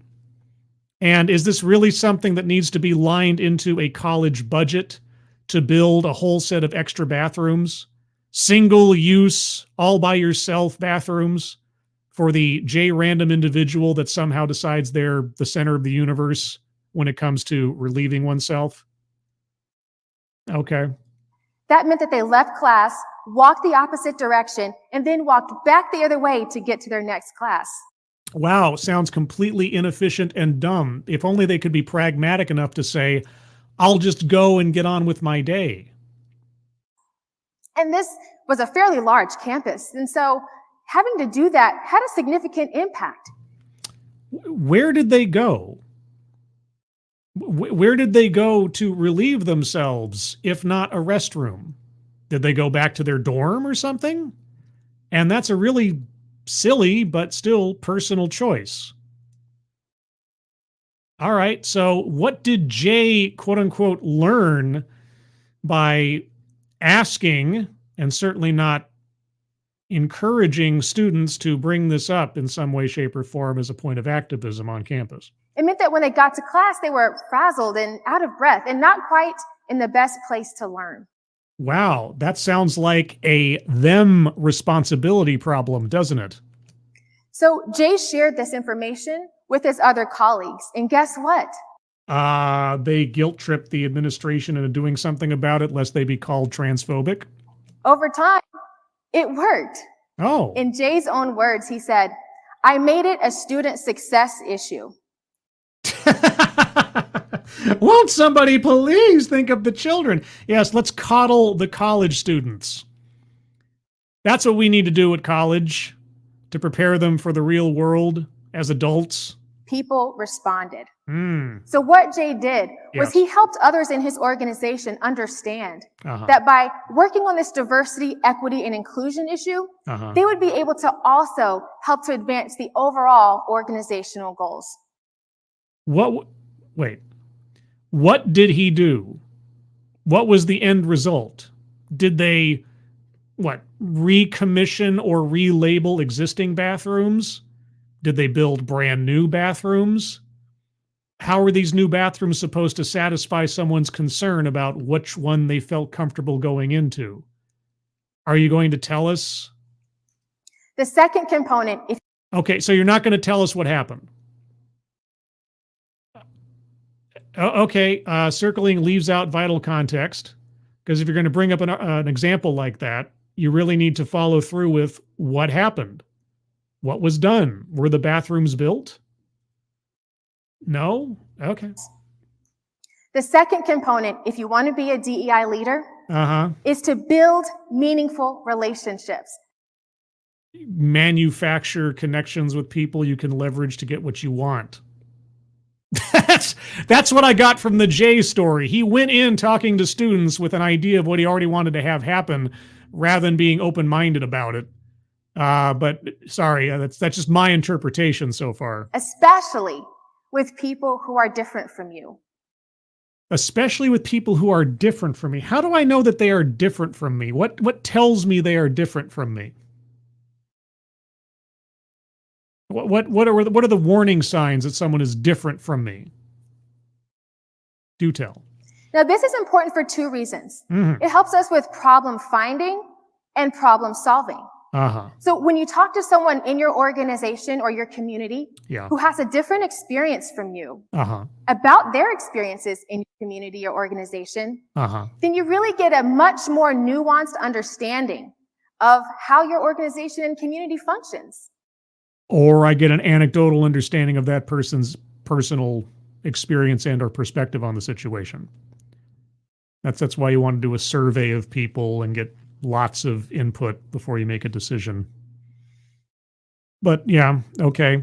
Who cares if they're different from me if I'm trying to improve the organization? What should I avoid people who are quote unquote similar to me when asking about their experiences in an organization because I already know what they're going to say? I'm not quite sure I understand the logic of this. And that also helps you to understand exactly where you need to target your DEI efforts. No, I know exactly where I need to target my DEI efforts. The question is, what is the demographic split of my workforce and specifically my executive teams? Are there enough women and are there enough ethnic minorities? If the answer is no, then I know what I need to do. Because you just told us that's what McKinsey says is the pathway to profitability. The number of women and or non-white people you have on your executive teams. I'm not quite sure why we're asking the question of what needs to be done. We already know what needs to be done. You told us. And on the other hand, with problem solving, Uh-huh. as we saw in the story with Jay, Uh-huh. many times DEI efforts require collaboration with many people. It sounded like Jay had a foregone conclusion of what he wanted to have happen and then went looking for students to back him up on that when he didn't already have a mandate to do so. That's what I took from the story you gave us about Jay. So, I'm just listening to your own information. And sometimes collaborating with people who don't fully understand what diversity, equity, and inclusion is all about. From this talk, I don't understand what diversity, equity, inclusion is all about, save for the fact that I need to populate executive teams with people on the basis of what they look like and not on their experience and or merit. That's all I understand about DEI so far, and building bathrooms that aren't needed to satisfy probably a very, very, very, very small percentage of students on a university campus. Or students that don't necessarily matter, but that Jay decided needed to be catered to probably because Jay needed to justify his DEI paycheck. Or maybe they do support DEI, but they may not understand the particulars of that particular issue that you're working on. The particulars of that particular, okay. And so building relationships and having conversations is a great way to provide that education so that they can get on board. Provide that education so they can get on board. Education of what? I don't mean to belabor this and be broken record, but you already told us at the top of this deal what DEI aims to do: increase profitability for the organizations that is working within. And McKinsey tells us that to increase profitability, your executive teams, and I'm assuming accordingly your general workforce, needs to be made up of people specifically on what they look like. Therefore, profit will exist. But then you bring up bathrooms, which I'm thinking about putting up as a argumentative non sequitur. But we'll wait and see. Maybe there's a better example. Let me give you another example from my research. Okay, from your research, not your. Why can't you give us an example from your professional experience? You are a DEI officer. You must have a war story you can give us. Why your research? Shouldn't you just have some at hand? I talked to another administrator. Let's say their name is Ty. Okay, let's say their name is Ty. And Ty managed a tutoring and academic support program on campus. Okay, again, why are we talking about educational organizations when you brought up this as profitability at the beginning? Why aren't you talking about businesses? But okay, all right, we're back in school again. That was housed within the DEI office. Now, Ty ran into some issues where he was getting questions from others on campus who also ran tutoring and academic support centers outside of the DEI office. And they were asking, well, why is it that we need a tutoring center over here when we already have some in other places? That is conceivably a good question. Is it redundant? So Ty decided to build relationships with him and have conversations. No. Why? What was the justification for having an additional tutoring center? There must be a very simple one-sentence answer to that question. And explain to them that students really did need a place to get academic help where they felt fully seen for all of their identities and where they felt they could be very vulnerable. Right. So all of the other tutoring centers on campus, consequently, were racist and or sexist and or ist of some other kind where students couldn't feel safe. So he was accusing all these other tutoring centers of being insensitive and obstructionist. Oh, that's a great way to build relationships. I'm better than you.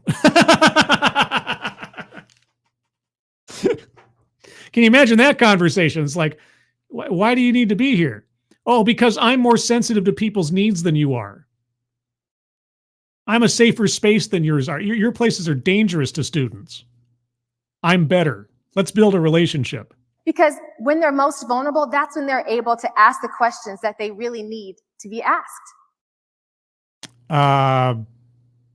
Sounds like nonsense to me. Sounds like an active effort to segregate students one from another in some minor ways on campus instead of divisiveness. Okay, if that's your answer. So over time, Ty was able to collaborate with the other colleagues who also ran tutoring centers, and this meant that students had multiple options. They already had multiple options. This guy, Ty, was trying to say that he was more enlightened than everybody else. What are you talking about? Of where they could go and get academic help, and overall, this led to students having even better grades and better student success outcomes. Would you like to back that up with some information? No, of course not. Everything's got to be anonymous. Well, if you have a success story, why wouldn't you want to give us the name of the program and the school where this worked? Okay, if you say so, but I have to take it on faith. The third and final component of DEI leadership Yes. is maintaining an unwavering sense of hope.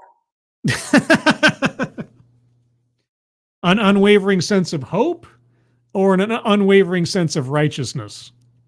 Now, many of the DEI leaders that I spoke with, they shared with me that even though there were definitely times where their DEI efforts maybe weren't quite moving as fast as they wanted to, or maybe they experienced some challenges along the way, that they were able to maintain hope by watching the students that they worked with and seeing them flourish on campus, and then seeing them graduate and go off and do amazing things once they left.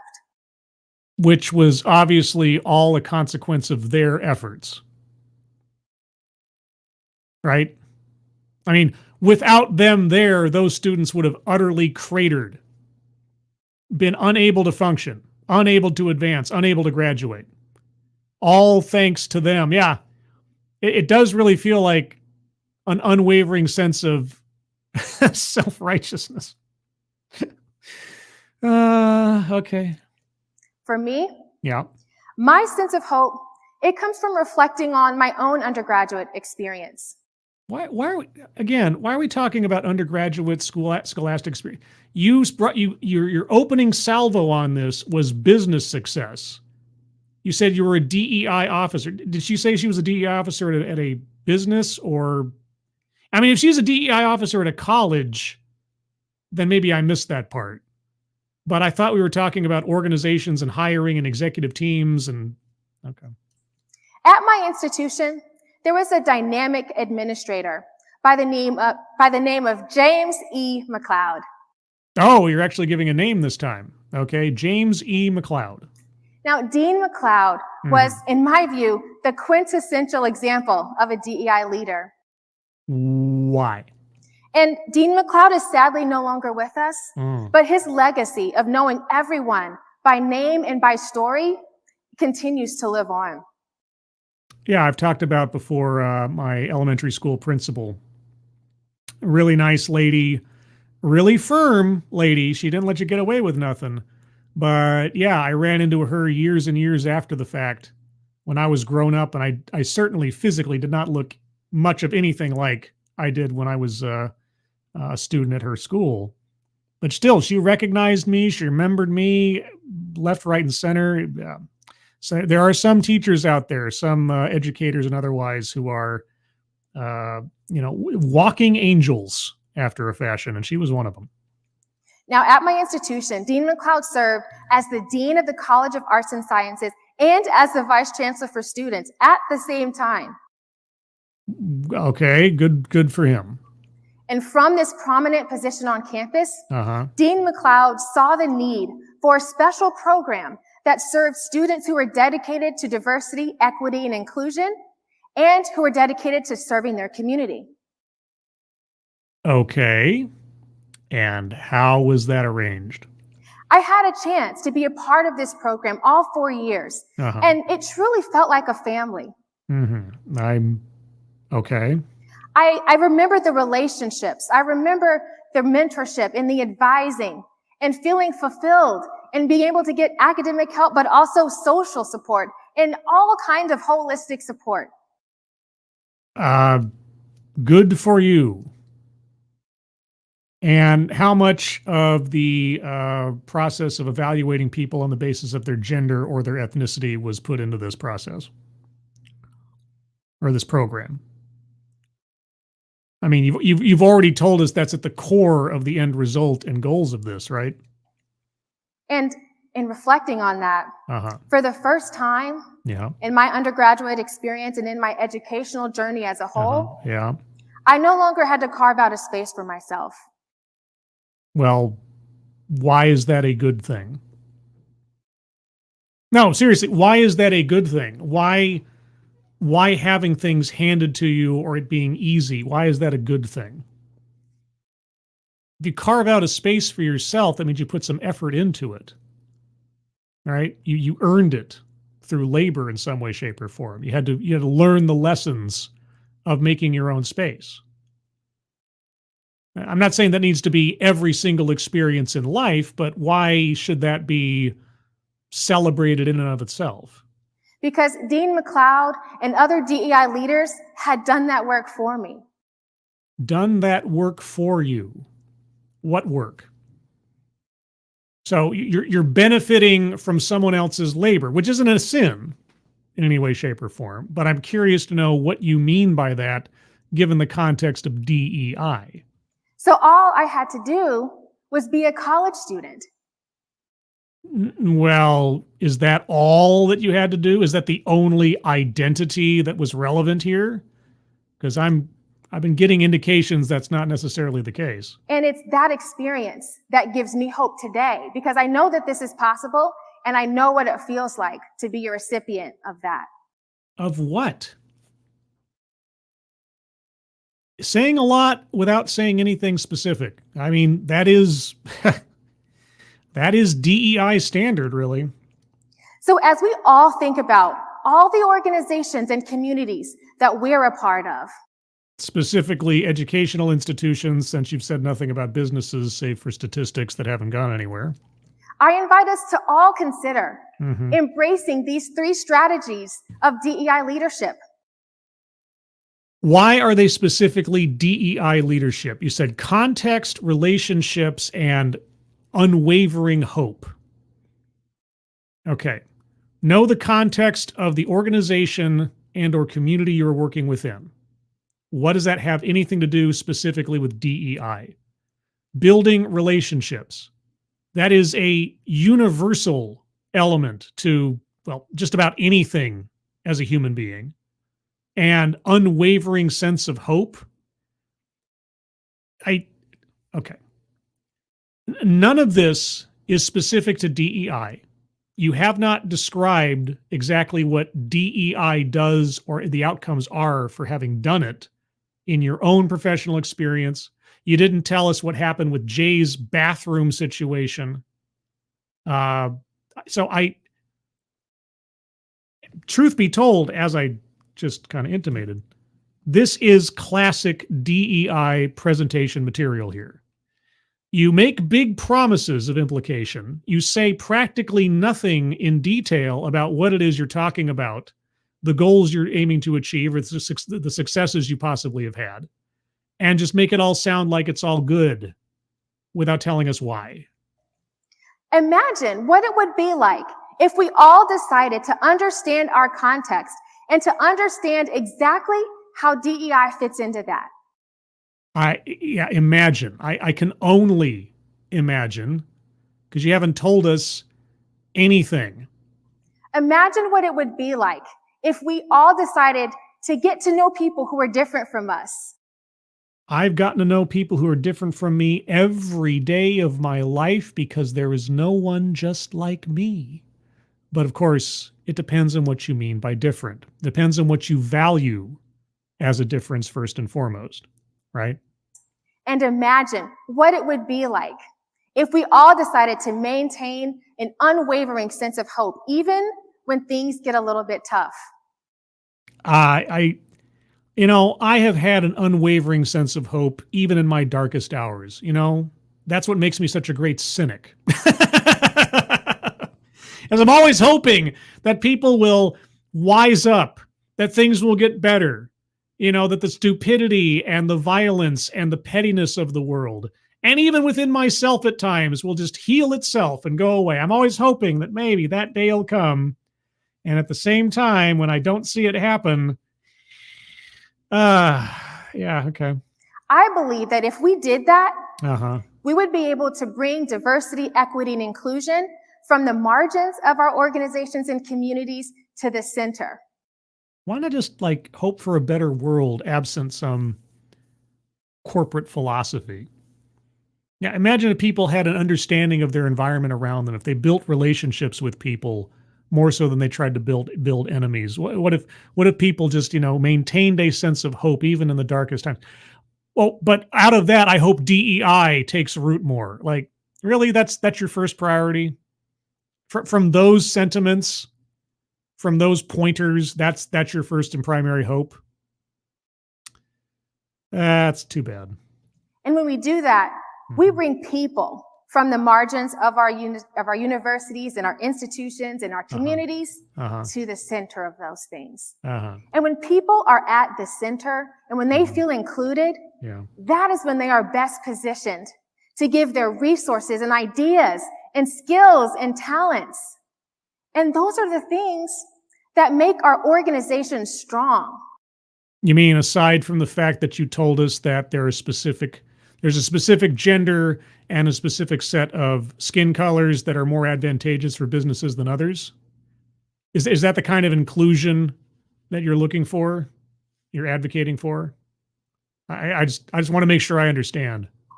And they also make our communities that much richer. How? You've told us nothing about that. So let's all embrace the idea of DEI leadership and create a better world. Oh. We can create a world where not another person has to carve out a space for themselves. But that, I say again, why is that inherently a bad thing? Why can't I carve out a space for myself? Why can't I learn the lessons of life in making that kind of effort? Take pride in the fact that I built the life and the lifestyle that I possess. Well, everything's got to be handed to me. Everything's got to be on the easy mode. I heard that that's a detrimental element of white privilege. And together, we can all rise. Thank you. Nonsense. A whole lot of nothing on that one. Whole lot of nothing. All right, back to the bingo card. So this is how I have it right now with the color blue to represent this talk. I'm going to go over it one more time by myself. If you guys have arguments for squares yet to be circled, hold on to them, and I will get to you presently. Self-vilification or wretchedness? No. Contradicts own point or argument? She never backed up her argument with anything in particular. And especially the part just then when she talked about this is inclusive for everybody and this, that, and the other. Like, no, you're talking about separation and everything. Bathrooms over here, a tutoring center over there. Profitability is based on these elements and not on those elements. There wasn't a whole lot of inclusion going on in there. There's a whole lot of divisiveness. So I want to make the circle a little smaller than that so I don't totally draw over. There we go. That's better. Okay. Let's do that one. Feminism.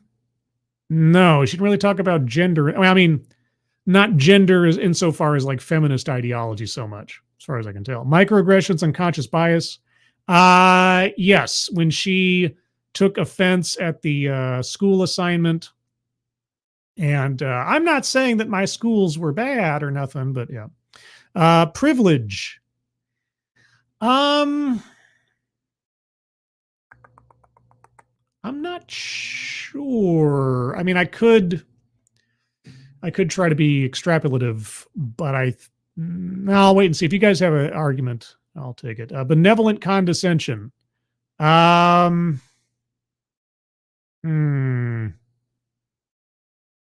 Benevolent condescension. I'm trying to think of a specific example, since we're all big on examples here. Not sure I can say. Yeah, might need some backup on this. A weightless example. The bathroom thing. It had nothing to do with nothing, and she didn't follow up with the results. She didn't say that they installed new bathrooms as a result of that guy's efforts. So what was the point of bringing that up? And if they did, she would have said it, right? Plays victim. Yes. In the opening gamut with her school assignment. She felt like she was being singled out or left out or something or other.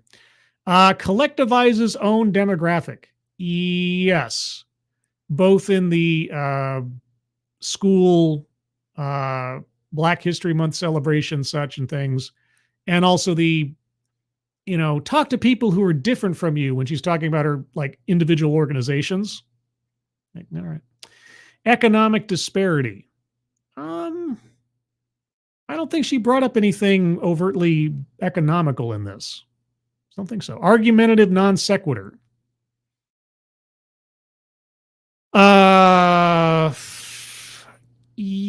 The tutoring thing. Again, her examples, she didn't give enough details to tell us how this was DEI promotive, let's say, or what that had to do with anything that she'd given before. Actually, you know what? I'll just turn it on its head. The statistics she put up at the top about company performance and then never referred back to them, never referred back to business at all and profitability. She brings it up like it's going to be really important, and then she focuses on educational institutions for the rest of it. Yeah, I'll say that. Free space. Yeah, I got to get free space out of the way. Attempt to coin new buzzword or buzz phrase. Not that I heard. A list we already got there. Mind reading assumes motives. Well, I mean,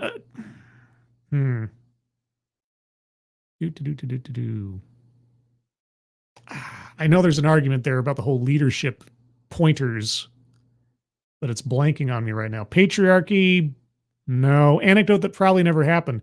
She only gave, 3 anecdotes. She had her school assignment about the Civil War deal. She had the Black History Month. Then she had Jay and Ty. Everything else was statistics or just words. So I don't think there were any buzzwords in there. Let's see. Sorry, anecdote that probably never happened. Yeah, I didn't hear any anecdotes that sounded too good to be true or anything like that. Let's see. Systemic institutional. Yes, because of colleges and universities and how they do their business and so on. Certainly, that works. And then sales pitch for product or service. I'm surprised she didn't mention her own company or DEI consulting firm or something like that. So I don't think so. Unless actually, you know what? She was just sales pitch for DEI in general. Yeah, that's fair enough, I think. And lastly, word salad. Yeah. Especially at the end there, where she was just saying stuff that sounded nice, but didn't actually go anywhere or give us any details or answer any questions or anything in particular. And strangely enough, with that, I'm kind of surprised, honestly. We get a double bingo. Bingo. What? Bingo! Yeah! Of course! Of course! Oh, won't somebody please? Bingo. B-I-N-G-O. Okay! Right? Double bingo. And that's even before you guys have a say. All right, so if you have any arguments for squares yet to be circled, remember that's squares that don't currently have blue around them. Put them in the chat now and let me know. Let's see. Chicago Mike, create a better world with DEI. Isn't everyone different with different experiences? No, Mike. We know that anyone with a similar skin color has a similar lived experience. And there's no point in talking to different people of the same skin color or gender by that measure, because you don't want homogenous ways of thinking in your organization. And you can tell that there's a homogenous way of thinking in an organization by measuring the number of skin colors you can see. Right? That's it. That's what I've been told over and over and over again. Let's see. Atticus Diabli, what school does not get MLK Day off? Well, I know it's a national holiday, so I know banks are closed and things. I'm not quite sure on a state level if schools have to be closed for MLK Day. That part I don't know off the top of my head. And she said she was in Arkansas. So I guess you'd have to know what are the school holidays in Arkansas under Arkansas law.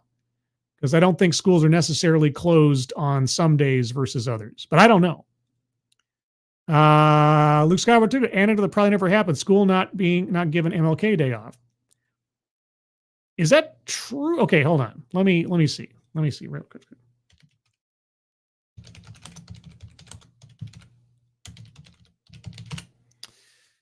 Let's see. Do all schools in the U.S. have MLK Day off? Are schools open on MLK Day? Most K through 12 schools, colleges, universities don't hold classes on this day. Most. Which ones do? Oh, wait. What states do not recognize Alabama? Let's see. As of 2022, only Alabama and Mississippi continue to recognize King. Okay. No. Arizona doesn't observe.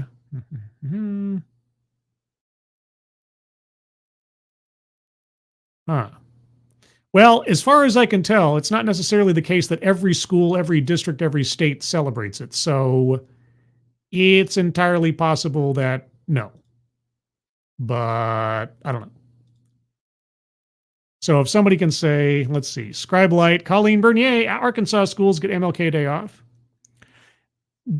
When did they start getting it off? That's my question, because she was talking about it in the past tense when she was in 5th grade. I'm going to say that she's, I don't know, what do you want to say?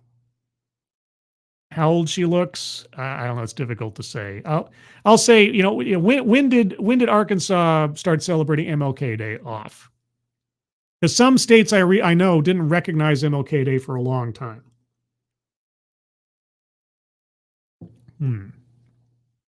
Let's see. Yeah, Kiro Soldier. Not all states close for MLK Day. Texas doesn't, right? Yeah. So does Arkansas celebrate it, and did they celebrate it over the last, say, 30 years? I'm not quite sure how old our speaker is. I'm going to assume somewhere between 30 and 35, just for the sake of trying to be fair. National is 1968. Sure, but there's still states that don't recognize it for their own purposes. Yeah, so federally, 1968. But yeah, so let's see. Any other? Okay, I'll wait if people want to still argue over anecdote that probably never happened. But any other arguments for squares to be circled otherwise?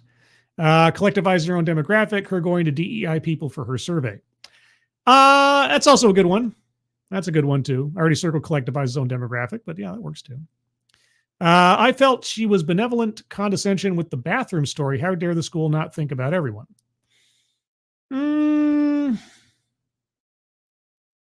Well, I mean, she was giving an example. It's not a very successful example. I don't know if she was being,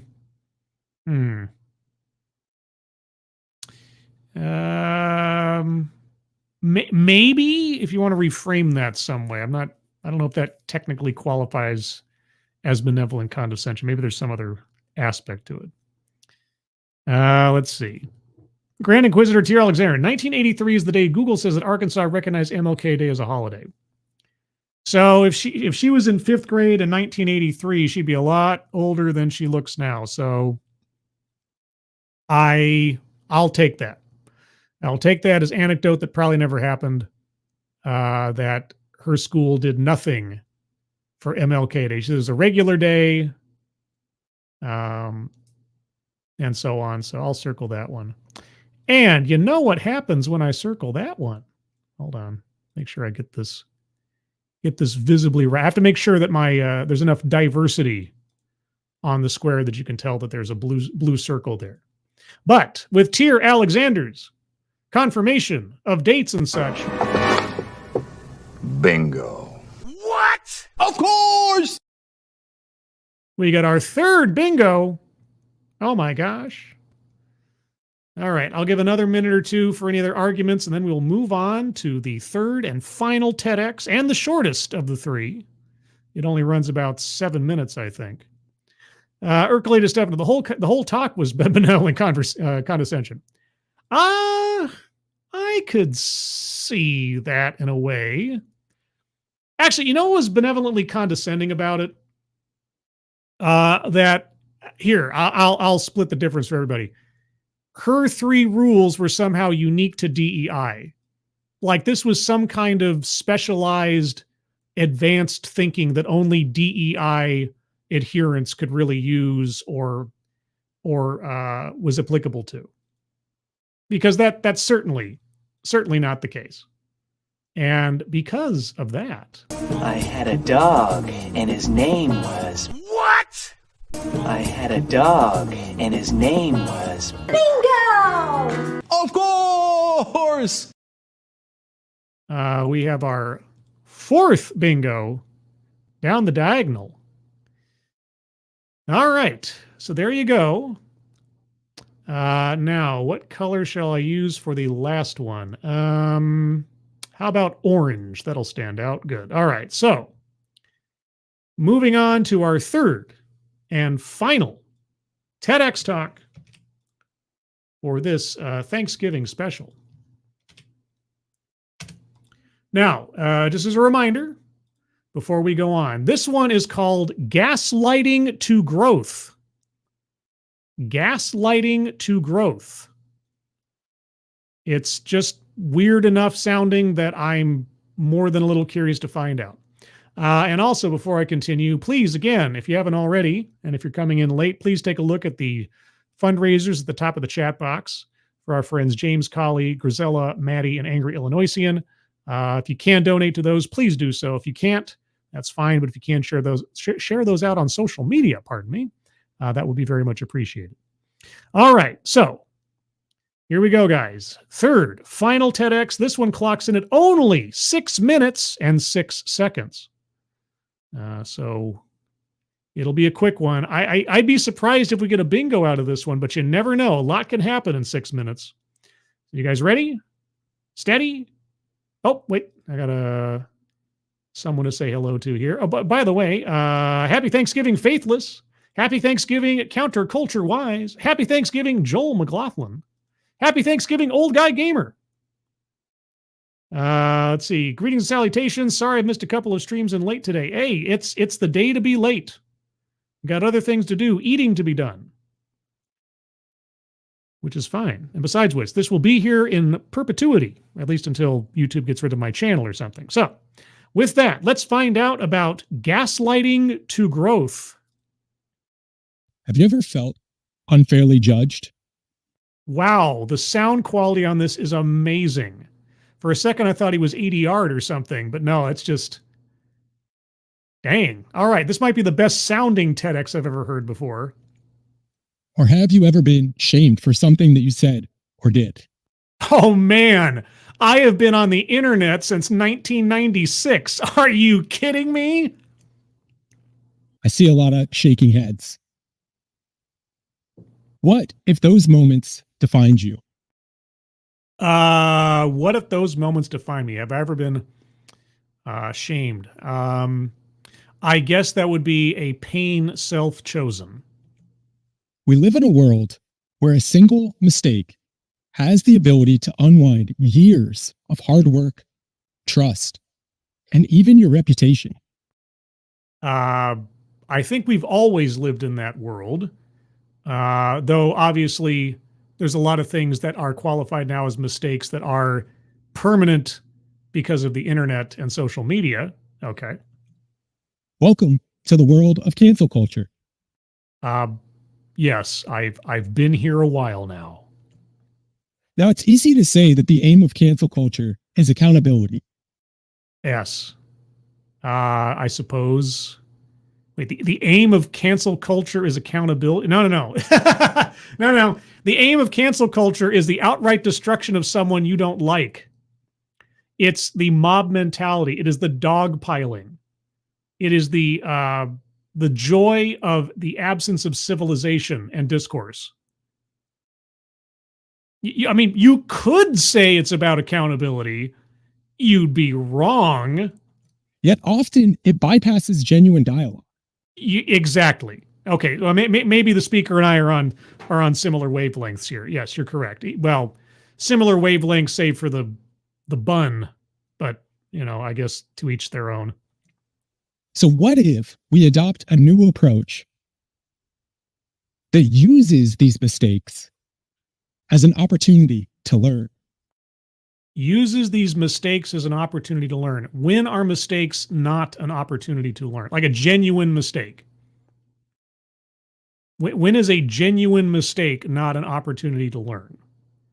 Because oftentimes cancel culture takes something that people take exception to, call a crime of some kind or another, or want to hold against someone outside of the context of the incident, and then just shame and vilify them until the ends of the earth. But okay, what if a mistake could be used as a teaching moment? It utilizes them as a launching pad for growth. You don't say. Mistakes? Really? Okay. Now let's bring this idea to life. Okay. I want you to picture Sarah. Picture Sarah. Sarah, she's plain and tall. She's a young budding artist trying to find her footing in the landscape of the digital realm. Okay. I've actually known several women in my life who have been artists that have, in one form or another, tried to make their way into the digital realm. So that's easy to picture now. Okay.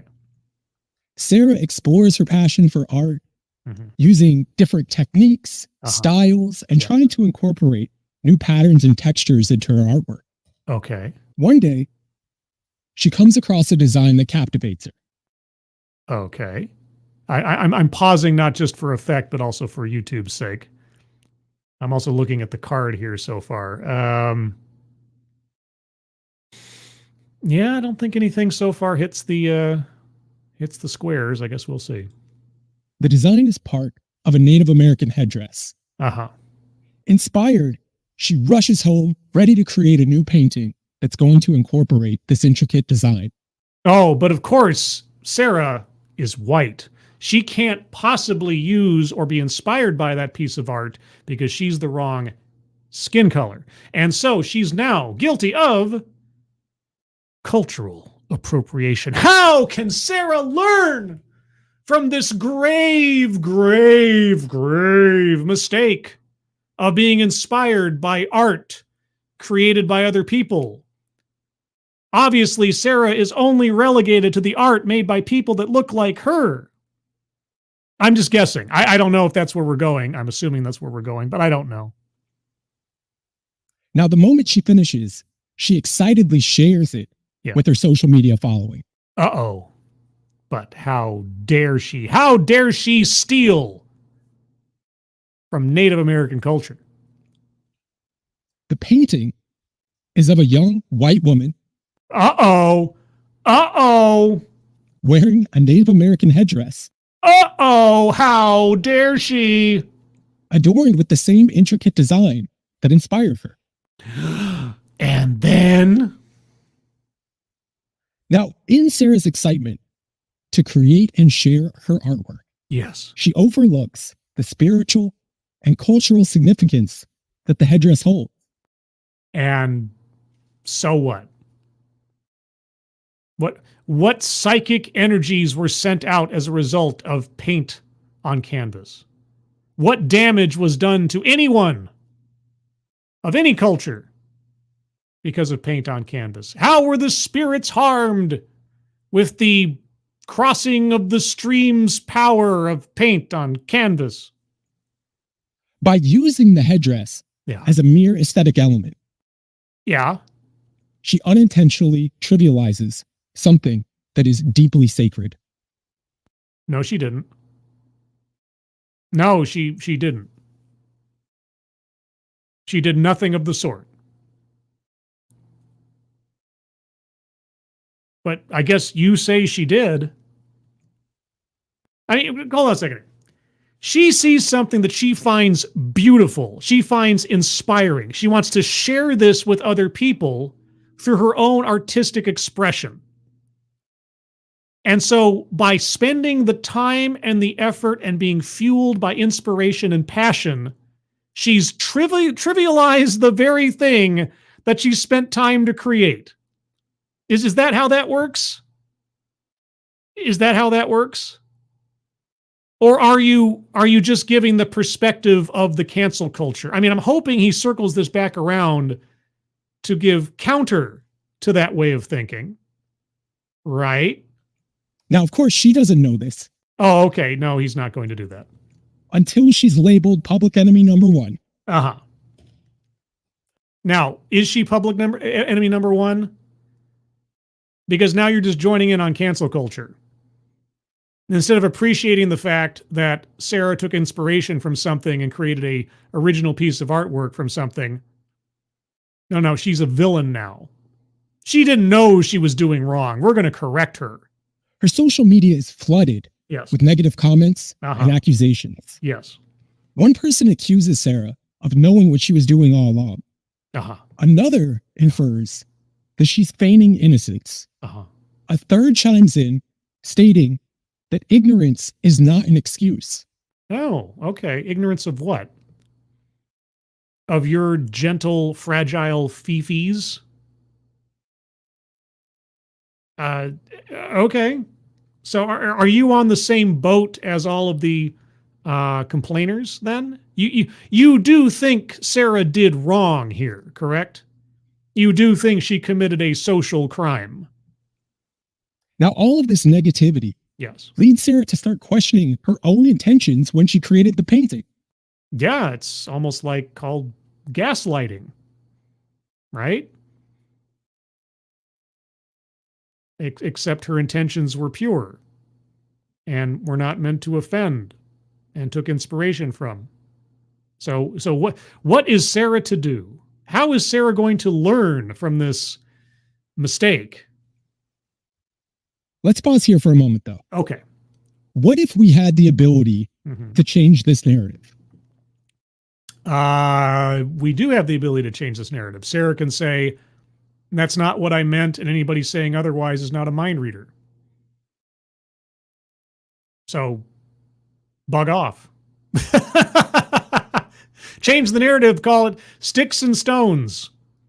And Sarah just continues forward until the mob finds some other target to go after, because the worst thing you can do in a situation like that is give in to the mob. So the worst thing Sarah could do is apologize. Now, I'm not talking about changing Sarah's actions, No, her actions have already taken place. but instead stepping into the shoes of her social media followers. Stepping into the why would I want to do that? They're all sticky and gooey. What if we had the ability to change the way that we would respond given the situation? What situation? There is no situation. A girl made a digital piece of art. You can either love it, hate it, or be indifferent to it. Either way, it's irrelevant. Move on with your day. So instead of hurling accusations and negative comments towards Sarah, what if we co-create a space where Sarah and others like her are... Others like her? What do you mean like her? What category has Sarah fallen into? What type of individual is Sarah now after taking this action? Others like her? I'm fascinated. I also feel like with only 6 minutes on this sucker, we're not going to get a whole lot of explanation. Others like her are guided towards understanding their unintentional yet harmful actions. Okay, well, I'm going to circle microaggressions or unconscious bias. Yeah, what if we could create a space, a sort of a re-education center, a kind of struggle session? What if we could make a place for people who have obviously acted wrongly to be told about how they acted wrongly in a, polite and constructive way? Not just media posts and nasty messages or things, but, something more institutional. We're not removing the accountability. We're simply eliminating the shame. Really? You're eliminating the shame. Okay, so you're going to take Sarah and those like her and put them into a space all by themselves where they're going to be talked to and educated on why they did wrong. But there's no shame in that. You're not telling her that she's inherently flawed for having made a completely innocent and innocuous decision. This is a much more productive, educational, and beneficial way of gaslighting. I mean, I don't know if that's the title that our speaker has put on this talk. That's the title that TEDx had for this video. But, okay. Thus, transforming the outcome into an opportunity for growth. Growth. Okay. In your perfect world, what does Sarah grow into as a result of this? What would constitute growth as a result of Sarah's actions and then this struggle session? So what does this take? Oh, that was an interesting cut. Okay. I don't know. What does this take? It takes casting aside the role as an agent of cancel culture. And turning yourself into an agent of re-education. And embracing a new role as an empathetic architect. Attempt to coin new buzzword or buzz phrase. Empathetic architect.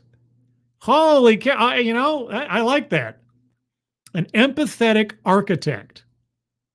Wow, how self-serving a title. No. I'm not part of the mob. I'm not participating in cancel culture. No. You see, I'm an empathetic architect. I'm building empathy. You see, Sarah doesn't possess any empathy. She doesn't understand the damage, the harm, the psychic trauma that her digital piece of artwork that featured a Native American headdress on a white girl did. She doesn't understand the Muad'Dib-like sonic waves that went out into the universe as soon as she put pen to paper or pixels to screen.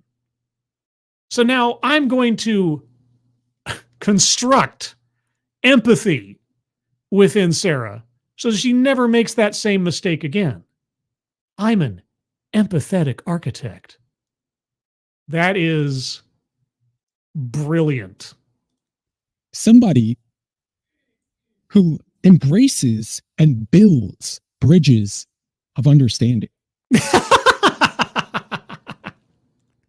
Wow, you're giving yourself a whole lot of credit there. And you know what? For as thin and as feeble a self-created escape hatch for just being another bully is, I kind of can't help myself. What the fuck are you talking about? What the fuck is this? What the fuck is this?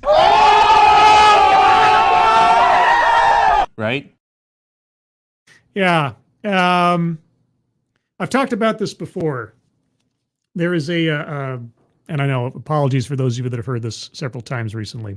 There is a symbol in symbolic logic that is kind of like an equals sign. Instead of 2 bars, there are 3 bars. So a 3-barred equal sign. And this is to say in symbolic logic that you can have 2 different values on either side of this bar that are technically different things, but they are so similar as to be practically the same thing. And so in this case, you have bully, and on the other side, you have empathetic architect. These are 2 different words, but their functions and their actions are effectively leading to the same point. So, empathetic architect. Let's remember that from now on, shall we? If you come across a very high-minded and very full of themselves bully on the internet, just compliment them on their empathetic architectness or architecture. There you go. Someone who leaves behind cancel culture's sledgehammers and their sticks of dynamite. And instead uses a thin, deadly needle. For constructive tools. Well, like a sledgehammer? Tools as simple as extending a hand. Oh. Rather than pointing a finger. Oh, right. Because extending a hand actually points 4 fingers and a thumb. You force multiplier. A tool like lifting someone up. Oh, yeah. Yeah, lifting someone up. Hey, Sarah, I want to lift you up. I want to let you know about the damage you caused people by being inspired by something pretty. Never let that happen again, Sarah. This is a learning moment, Sarah. So if you find yourself inspired by or impassioned by anything that you cannot draw a direct bloodline connection to yourself in the world, in life, don't mess with it. That's my open hand to you, Sarah. Just so you know. Thank you, Joel McLaughlin, for the good job, Dogcat Fox. Oh, Dogcat Fox. Well.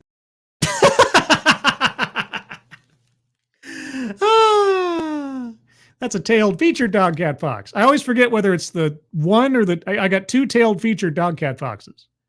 And I can never seem to remember which one it is. It's either the relatively sedate wowie wow wow, or it's the absolutely bonkers wowie wow wow. So thank you, Joel, both for the donation and giving me the opportunity to have a laugh. Okay, dude, you got 2 minutes left. Continue trying to sell me on being a bully for great justice. Rather than pushing them down. Right. Now, this doesn't happen overnight. No. It takes time. Yes. Intentional effort and a commitment. Oh, yeah. No, yeah. Being a highly self-styled, righteous, and intellectual bully does take time and effort. Yeah, it's true. Yeah. A commitment akin to training for an emotional and moral marathon. Yes, an emotional and moral marathon. One where every single step brings us closer to collective growth and progress. Ooh, collective growth and progress. Ooh, collective. Oh boy, progress. Yes. So instead of drawing lines that divide us. Right. Drawing lines that divide us where a white girl is not allowed to draw a painting of a Native American headdress, which isn't drawing a line between people or trying to shame people for treading on territory they're not allowed to artistically, creatively. No. Aside from that line that we're drawing. Why don't we open doors? Oh. Doors that lead to new perspectives and new experiences. Oh, well, how can I go through the door of a new perspective or experience if I'm not allowed to go anywhere near anything that I don't share a direct bloodline or ethnic connection to? How can I possibly write a story about a vampire? I mean, I'm not Romanian. So how did Anne Rice get away with it for so many years? For when we do this, we exchange the sword of cancellation. The sword of cancellation with the dove, no, or the olive branch, the olive branch of empathy, and the shield of gaslighting. Oh, okay, with the olive branch of empathy. For the olive branch of empathy. Oh!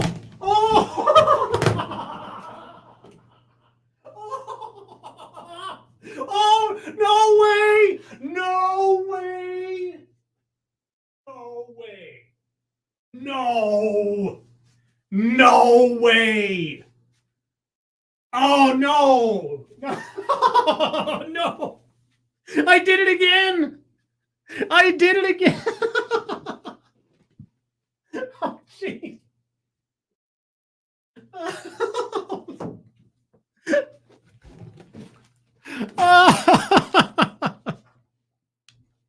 Oh, man. Oh, boy. Did it again. Oh.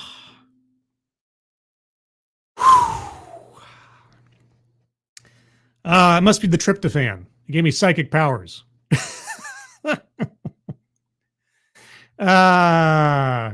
Mike R. Sorry, hold on.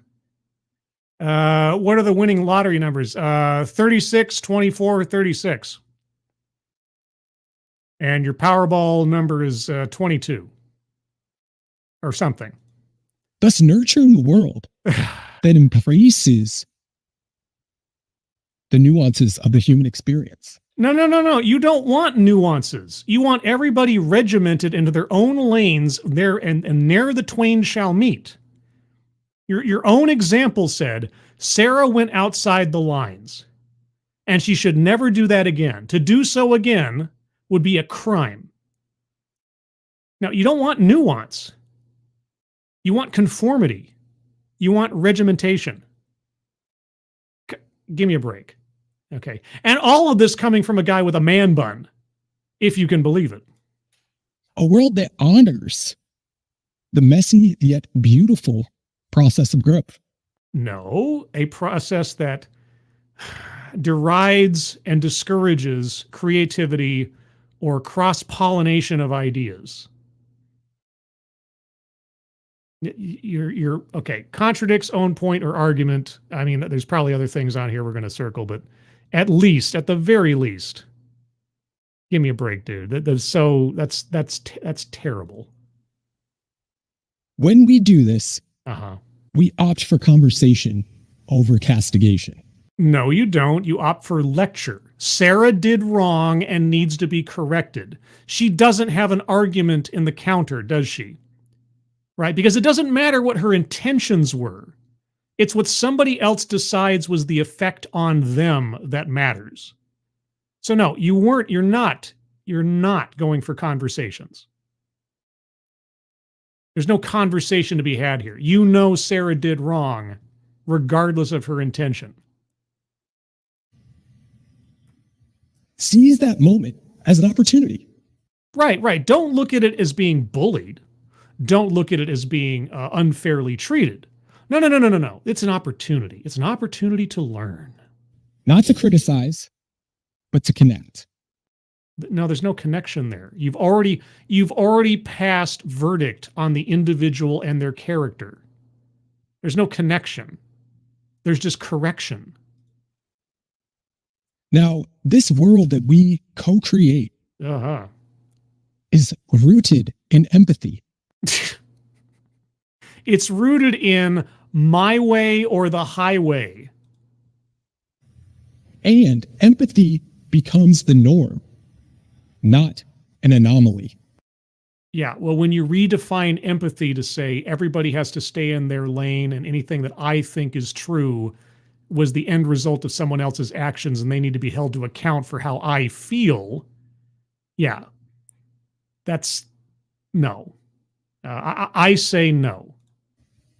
The best part about this is that we get to co-create it. Oh, we? Who's we? Everybody on the side of righteous indignation? But it takes having conversations. No, you don't want, we've already gone over this. You don't want a conversation. What conversation was had with Sarah before she was indicted? Before it was decided that she needed to be sent to a special space for this quote unquote conversation. She was already convicted. She had no attempt to defend herself. You already knew she was in the wrong because she used an idea she was disallowed from using because of her race. Where's the dialogue? Where's the exchange? There was none. Hold on a second. Hello? Sorry, I'm taking a call right now. Hello? Yeah, I'm on my Thanksgiving show. Yeah, you don't pay attention to me anymore, do you? No. Yeah. Okay, bye. Sorry, I had a call come over Discord. I'm like, I told you I was doing this thing. Right? Anyway, where were we? Sorry, apologies. Weeks having conversations. And it all starts with one conversation at a time. Thank you. Yeah. Absolute, utter, and sinister nonsense is what that was. Absolute, utter, and sinister nonsense. But either way, let's go back to the bingo card for our last round of the Thanksgiving special. Oh boy. I'll go over it one more time by myself. If you guys have any arguments for squares to be circled, remember any square not currently possessing a orange circle. Marginalize marginalization. At least by implication, if nothing else, through the story of Sarah, we have to protect, I don't know, Native Americans from headdresses being drawn or something. Self-vilification or wretchedness. No, he never talked about himself. Contrary something else. Feminism. No. Privilege. Yes, there was the implication, at least, of white privilege and so on, and Sarah being in the wrong because of her, artistic colonialism or something. Benevolent condescension. Boy, howdy. Boy, howdy. Yeah, I'm not talking about bullying, guys. No. I'm talking about, safe spaces for correction or whatever. Good gravy. Weightless example. He only had one example, and it wasn't weightless for his argument. It didn't prove what he wanted it to prove, but it was there. Plays victim. Again, he never talked about himself. Collectivize his own demographic. I mean, if he considers himself an empathy architect, then I suppose, yes. He's not one of the mob. He's not a cancel culture guy. He's a empathy architect. So I'll circle that one. That's not a very good circle, but it does its business. Economic disparity. No. Argumentative non sequitur. Again, it was such a short talk. I'm not sure if anything qualifies. A list. Did he give us a list? I don't think so. Mind reading assumes motives. Well, yeah, regardless of what Sarah did, she did wrong. Because she needs to be corrected. Her motives are irrelevant. She did the wrong thing. Patriarchy? No. Anecdote that probably never happened? No, I can believe a scenario like what happened to Sarah in this one happened. And I've seen things like that before. This is several years ago now, there was some girl who posted a picture of herself with like cornrows or something. And she was a blonde white girl, and she got completely thrown into the wood chipper over that one. So, diversity, equity, and inclusion. He never used the terms. Even though, cultural appropriation and everything is all social justice and sensitivity and such. So, I could see an argument for it, but I'll leave it blank for now. White supremacy. I know that the example he gave could easily lean into that, but he didn't really lean on race so much into it. Well, no, wait, but yeah, I mean, a white girl wearing a headdress, and that was the problem and so on. Yeah, all right. You know what? I'm going to circle it. That was at least part of it. This is a relatively thin TEDx, so I can have a little leeway. Childhood or family anecdote? No, he didn't talk about it. Systemic or institutional? If we want to call it like the system of cancel culture, because that has effectively become a system and or an institution, depending on how you look at it. So leaves out vital context. I mean, he only gave us one example, and I'm not sure if there's any vital context elsewise, because he really didn't go in too many different directions. Sales pitch for product or service? No. I mean, not even on the idea of like an idea, because there wasn't. Empathy architect isn't a product or a service. So I don't know why I said that. Word salad. Yeah. The good gravy. The olive branch of empathy. Oh boy. All right. So let me see. Do I have any bingos already? No. All right. So that's how I have it. If you guys have any arguments for squares to be circled, put them in the chat now, and do so before my voice fails me. Advocast Diaboli, is it Sarah or Sarah with an H? Left out vital context. Well, for me at least, since I don't want to microaggress her by getting her name wrong and get whipped by the switch of empathy. Well, I guess the world may never know. I appreciate that, but that doesn't fit the criteria. Counterculture wise, we need both hypocrite and douchey looking on our cards. We had way back in the day, there was something to the effect of should not be in their own profession or something like that, like some assessment of whether or not they should be in whatever job they're in. But we had to get rid of that one because oftentimes in the talks, they would never bring up their profession. So it became kind of a moot point in a lot of things. And it was always very, subjective at that point.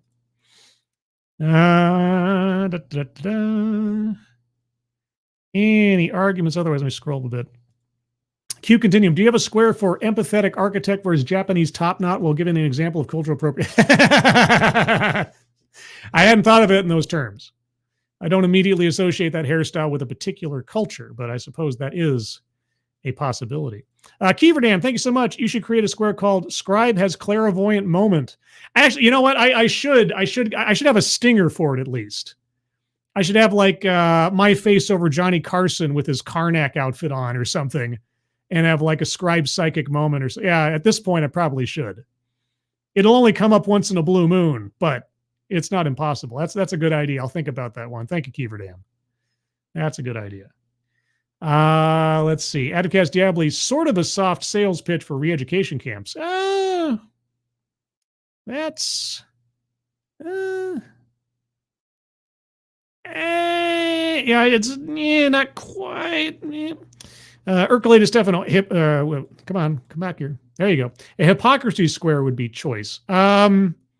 Contradicts own pointer argument is kind of as close as we're going to come, I think.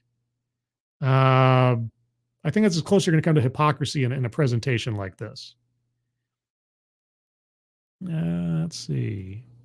Grand Inquisitor, you should have it over a picture of the Oracle from the Matrix. Oh, well, now that would be cultural appropriation. That wouldn't work. That would be improper. Maybe I'll do it. I don't know. Let's see. Any other arguments for squares to be circled? This was obviously a very short one, very focused one. Counterculture-wise, do as I say, not as I do box. Again, I could variously use the contradicts own pointer argument box for that one. So, yeah. Okay, last call before my voice gives out completely. Any other arguments for squares to be circled before we wrap up this TEDsgiving special, where we covered climate change, DEI consultancy and or executiveness, and bullying for great justice. Yes, we did get a WTF out of it, as Kiradam says. As a man of a darker hue, I grant you permission to use the Oracle. Well, at least I have video proof of that, should I decide to go down that path. Thank you, Tier. I appreciate it. I have a pass. I was given a hall pass. But all right, guys, I think I'm going to call it there. Not only for my voice, but I think we've run the course on arguments for this. I tell you, TEDx remains an eclectic and interesting font of various ideas, information, and perspectives. A diverse font of information, ideas, and perspectives. And as you can see on the board there, that is the visual representation of the diversity that comes from 3 different TEDx talks on a very special day, TEDsgiving, Thanksgiving 2023. So first and foremost, I want to say that I am thankful for all of you in general, but also for taking the time to join me this evening, this afternoon, for this special presentation. I hope you all had a good and filling Thanksgiving in one way, shape, or another, both in food and in gratitude and in love and family, and know that you are loved. Moderators, thank you for keeping an eye on things. Even though everyone here is so well behaved on this most festive of Thanksgivings, you have very little to do. Everybody who donated, either to myself or certainly to the GoFundMes at the top of the chat box, thank you guys so much for your generosity. Really do appreciate it. Programming note, Sunday stream will still happen this Sunday at 8 a.m. Pacific, 11 a.m. Eastern, where I'll talk about a thing. Not sure what yet, but it'll be a thing, so look out for that. Also, before I leave, there is a Discord server about the channel. You can join the Discord server by clicking on the link in the chat box right now. That'll take you to the landing channel called Say Hello, and all you have to do there is say hello and include the secret word The secret word will tell me and my moderators that you actually watch the show. And today's secret word is empathy architect. Yeah, it's a phrase, not a word, but there you go. It's something we learned that was new today. Empathy architect. So say, hello, empathy architect, and you too can join the Discord. With that, everyone, have a good rest of your Thanksgiving, and especially if you have the day off tomorrow. And if you don't have the day off tomorrow, I hope you have a good Friday ahead of you. Have a good weekend. I hope you are all safe and well. If you are not well, please get well soon, and I'll see you on the next one. Take care, and gobble gobble.